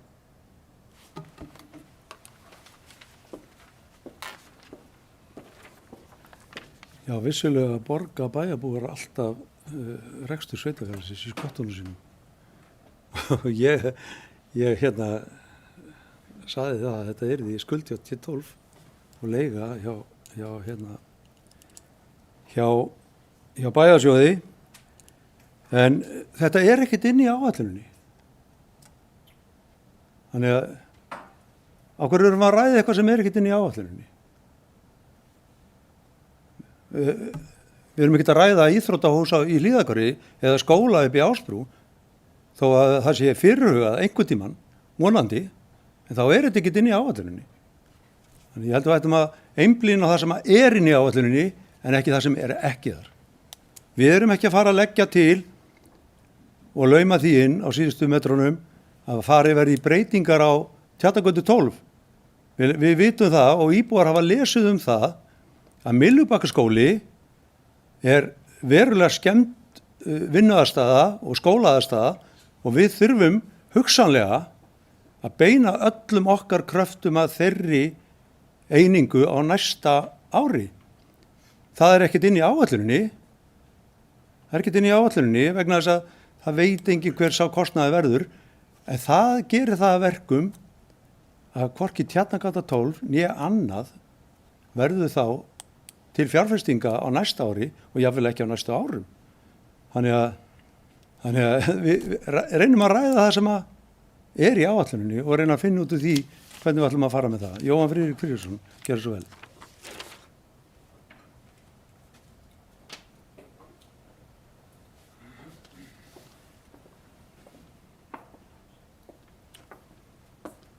Forseti, ágætu bæjarfulltrúar. Ég er alveg tilbúin til þess að ræða hérna í þessari pontu eða á næstu fundum bæjaráðs ýmis verkefni sem mögulega munu gerast. Breytingar á ráðhúsinu er sannarlega eitt af þeim verkefnum. Er ekki inni eins og staðan er núna, en svona kannski aðeins til þess að skýra fyrir áhorfendum og ræða hérna stuttlega. Þannig vitum við það að þetta húsnæði er ekki boðlegt. Og það er búið að vera þannig lengi. En einmitt í takt við það sem að hér hefur verið nefnt, þá er mikilvægt að vinna þá vinnu mjög vel. Og kannski óþarfi að spá mikið í því á þessum tímapunkti nákvæmlega hvernig það verður fjármagnað eða hvernig það verður gert endanlega. En ég held að það bara liggi fyrir að sveitarfélagið og starfsaðstaða starfsfólks sveitarfélagsins þarf að taka mið af þeim væntingum og þeim breytingum sem eiga sér stað í samfélaginu. Og það er byrjað að vinna þessa vinnu og ég fagna því. Ég held að það sé mjög gott og vænlegt.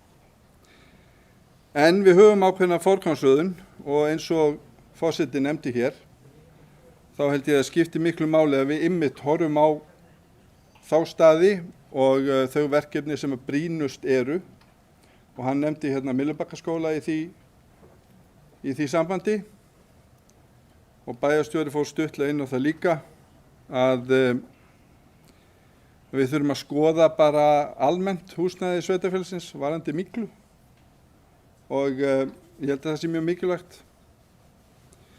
Síðan langar mig aðeins að nefna kannski hérna í stóru myndinu og ég er kannski frekar þar heldur en í einstökum verkefnum en það eigum eftir að vinna þetta til enda. Við hefum svo sem nefnt áður og vill gera það núna aftur. Ég held sé orðið brýnt að kjörnir fulltrúar á sveitarstjórnarstiginu fara að taka umræðina tekjuskiptingu milli ríkis og sveitarfélaga. Og þá tekjustofna sem sveitarfélögin almennt hafa.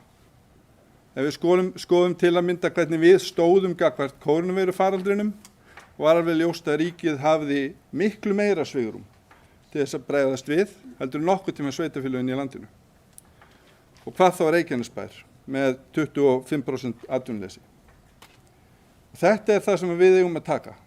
Þetta er umræðan sem við eigum að taka að mínu áliti á næstu árum við ríkið vegna þess að þegar allt kemur til alls þá eru þessi 2 stjórnsýslustig bara að þjónusta fólki í landinu. Og okkur finnst mjög skrítið að vera í fjárhagsáætlun þar sem það er óljóst í ákveðnum málaflokkum hvað ríkið kemur til með að fjármagna og hvað sveitarfélagið á að fjármagna. Þetta er bara ekki gott. Það er erfitt fyrir okkur að stýra fjármálum sveitarfélagsins og þjónustunni á þessum forsendum. Og þetta skiptir máli í fjárhagsáætlun. Það skiptir máli fyrir okkur vegna þess að þarna getur kannski skeikað tugum, jafnvel 100 milljóna sem við ella myndum nýta í einhver aðra málaflokka. Og þetta vil ég nefna á þessum forsendum vegna þess að ég held að það skiptir máli að sveitarfélagið eins og Reykjanesbær sem er að stækka mjög hratt og við erum í alls kyns verkefnum með ríkinu og erum að semja þjónustu og þáttöku í kostnaði og svo framvegis. En á sama tíma sjáum við kannski önnur sveitarfélög vera að færast undan þjónustuábyrgðinni og setja hana yfir á ríkið og svo til skiptis. Þetta er óskilvirt, það er erfitt að horfa til lengri tíma með svona óvissu hangandi yfir sér. Ég held að með samtalinu sé hægt að eyða henni, nóin og óvissan almennt. Aðeins varðandi það sem ég nefndi hér áðan, kostnaðarmat. Bæjarfulltrúi Baldur nefndi það réttilega, ég nefndi kostnaðarmat, hefði kannski átt að segja sparnaðarmat. Ég held að það skipti máli þegar við erum að leggja fram svona tillögur og ég er alveg viss um það að við getum rætt það í bæjarráði og síðan í bæjarstjórn hérna í kjölfarið. En að sjálfsögðu skiptir líka máli fyrir þá sem áhorfa að fá tilfinningu fyrir því hvað þá verið að leggja fram í sparnaði. Og þess vegna nefndi ég þetta. Ég hlakka til vinnunar. Hún verður auðvitað áfram erfið. En á endanum náum við að hnýta þetta saman og vonandi verður það ekki til þess að þjónusta sveitarfélagsins gjaldi mikið fyrir það. Því að þessi meirihluti hefur svo sannarlega staðið fyrir því að reyna að efla þjónustustigið og mun þar af leiðandi fókus á það áfram þangað til við erum búin að klára þessa fjárhagsáætlun. Margrét Sandek sér svo vel.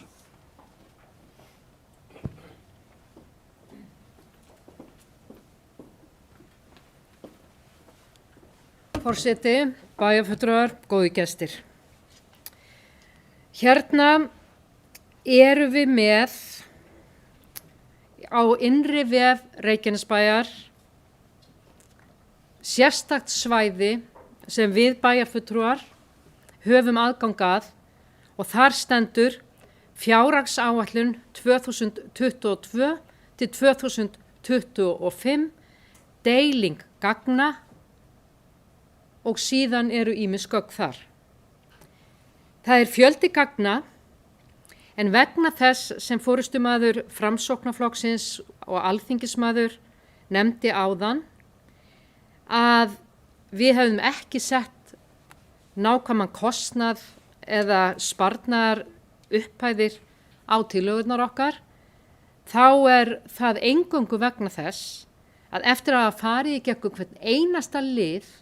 hvern einasta lið á þessu svæði, þá gátum við ekki fundið bara með nefndirnar, við höfum getað margfaldað, við höfum getað sent á fjármálastjóra og svo framvegis, en við hugsuðum með okkur, þetta eru vinnslutillögur og við vitum sirka hvað það er, en við töldum ómögulegt að vera að henda inn einhverjum upplýsingum sem væru hugsanlega margfaldað með 12, 1 fundur, sinnu þetta margir nefndamenn, sinnum 12 og svo framvegis.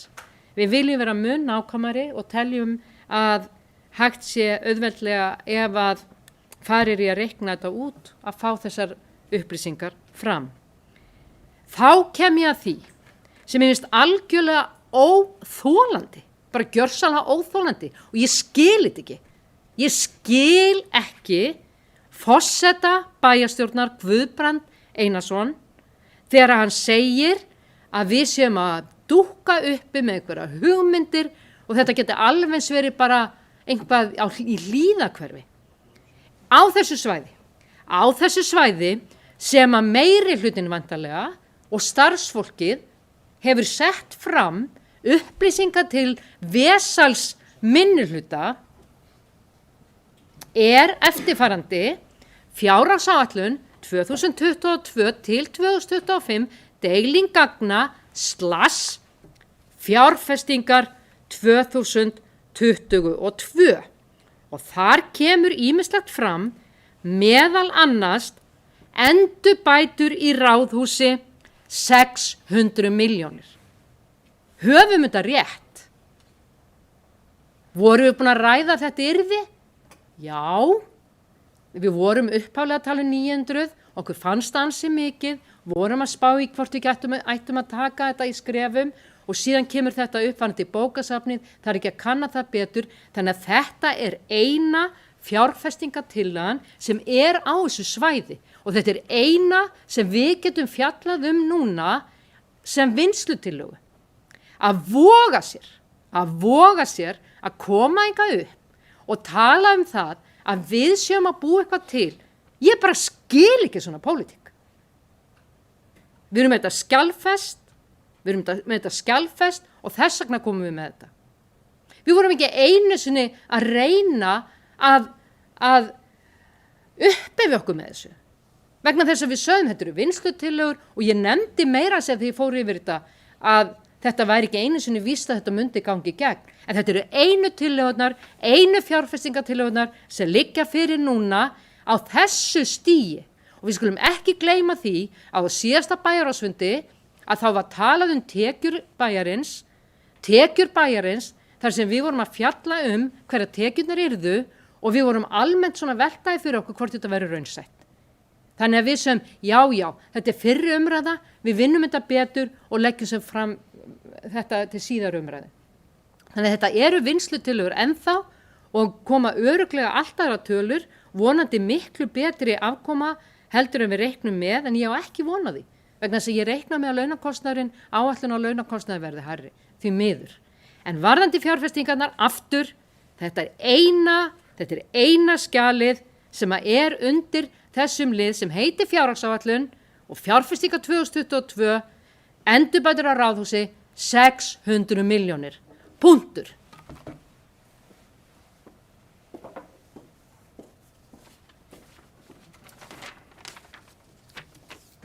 Já, ég ætla nú kannski ekki að eyða miklu tími í þetta. Það sem að kannski, mér langar að segja að lokum að við erum búin að vera að sitja yfir þessari fjárhagsáætlun öll okkar.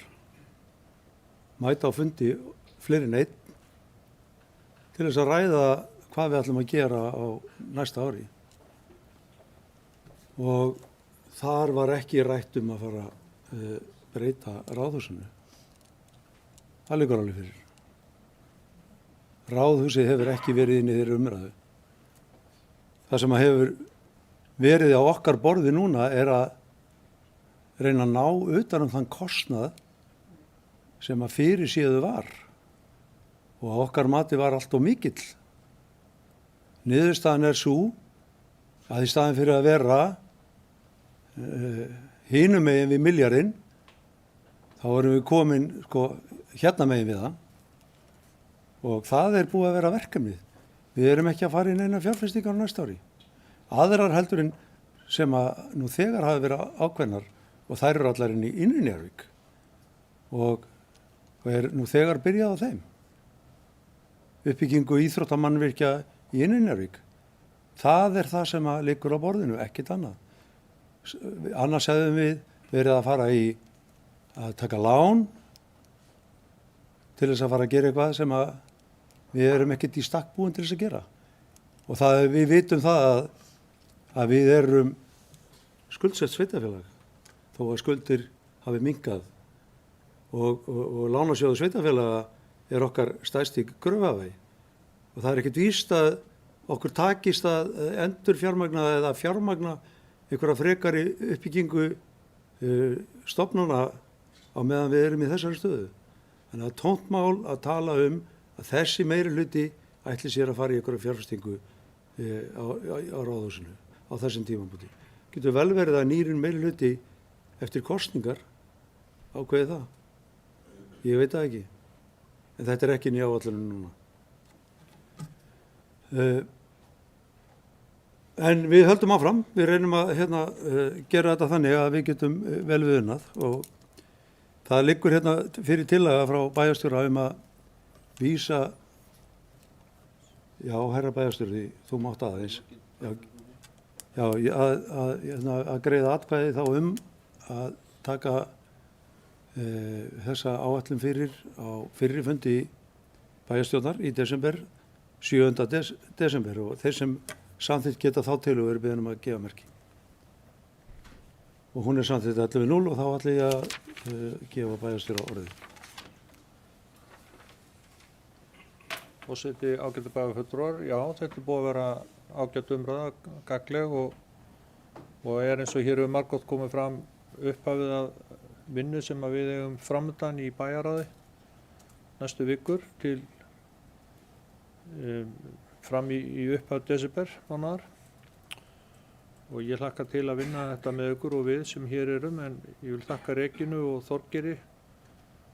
Þau hafa setið hér í dag, fylgst með þessum umræðum, fengið það beint í æð, voru hér tilbúin að svara spurningum ef einhverjar eru, þær hafa ekki komið fram en þá allavega. En við erum svo sem til í að gera það líka í bæjarráði og munum hafa fjárhagsáætlun á dagskrá bæjarráðs alla 50 daga fram í desember. Og ég er sannfærður að við munum ná að koma þessu heim og saman þannig að við getum svona unað sátt við. En bara bestu þakkir og hlakka til áframhaldandi vinnu í þessu mikilvæga verkefni. Takk. Takk fyrir þetta. En ágætu bæjarfulltrúar, þá dagskrá þessa fundar tæmd og við gerum nú hlé á fundinum og meðan að gengjum við frá fundagerðin. Þar sem að við samþyggjum fundagerðina rafrænt, þá segi ég 619. fundi bæjarstjórnar hér með slítið.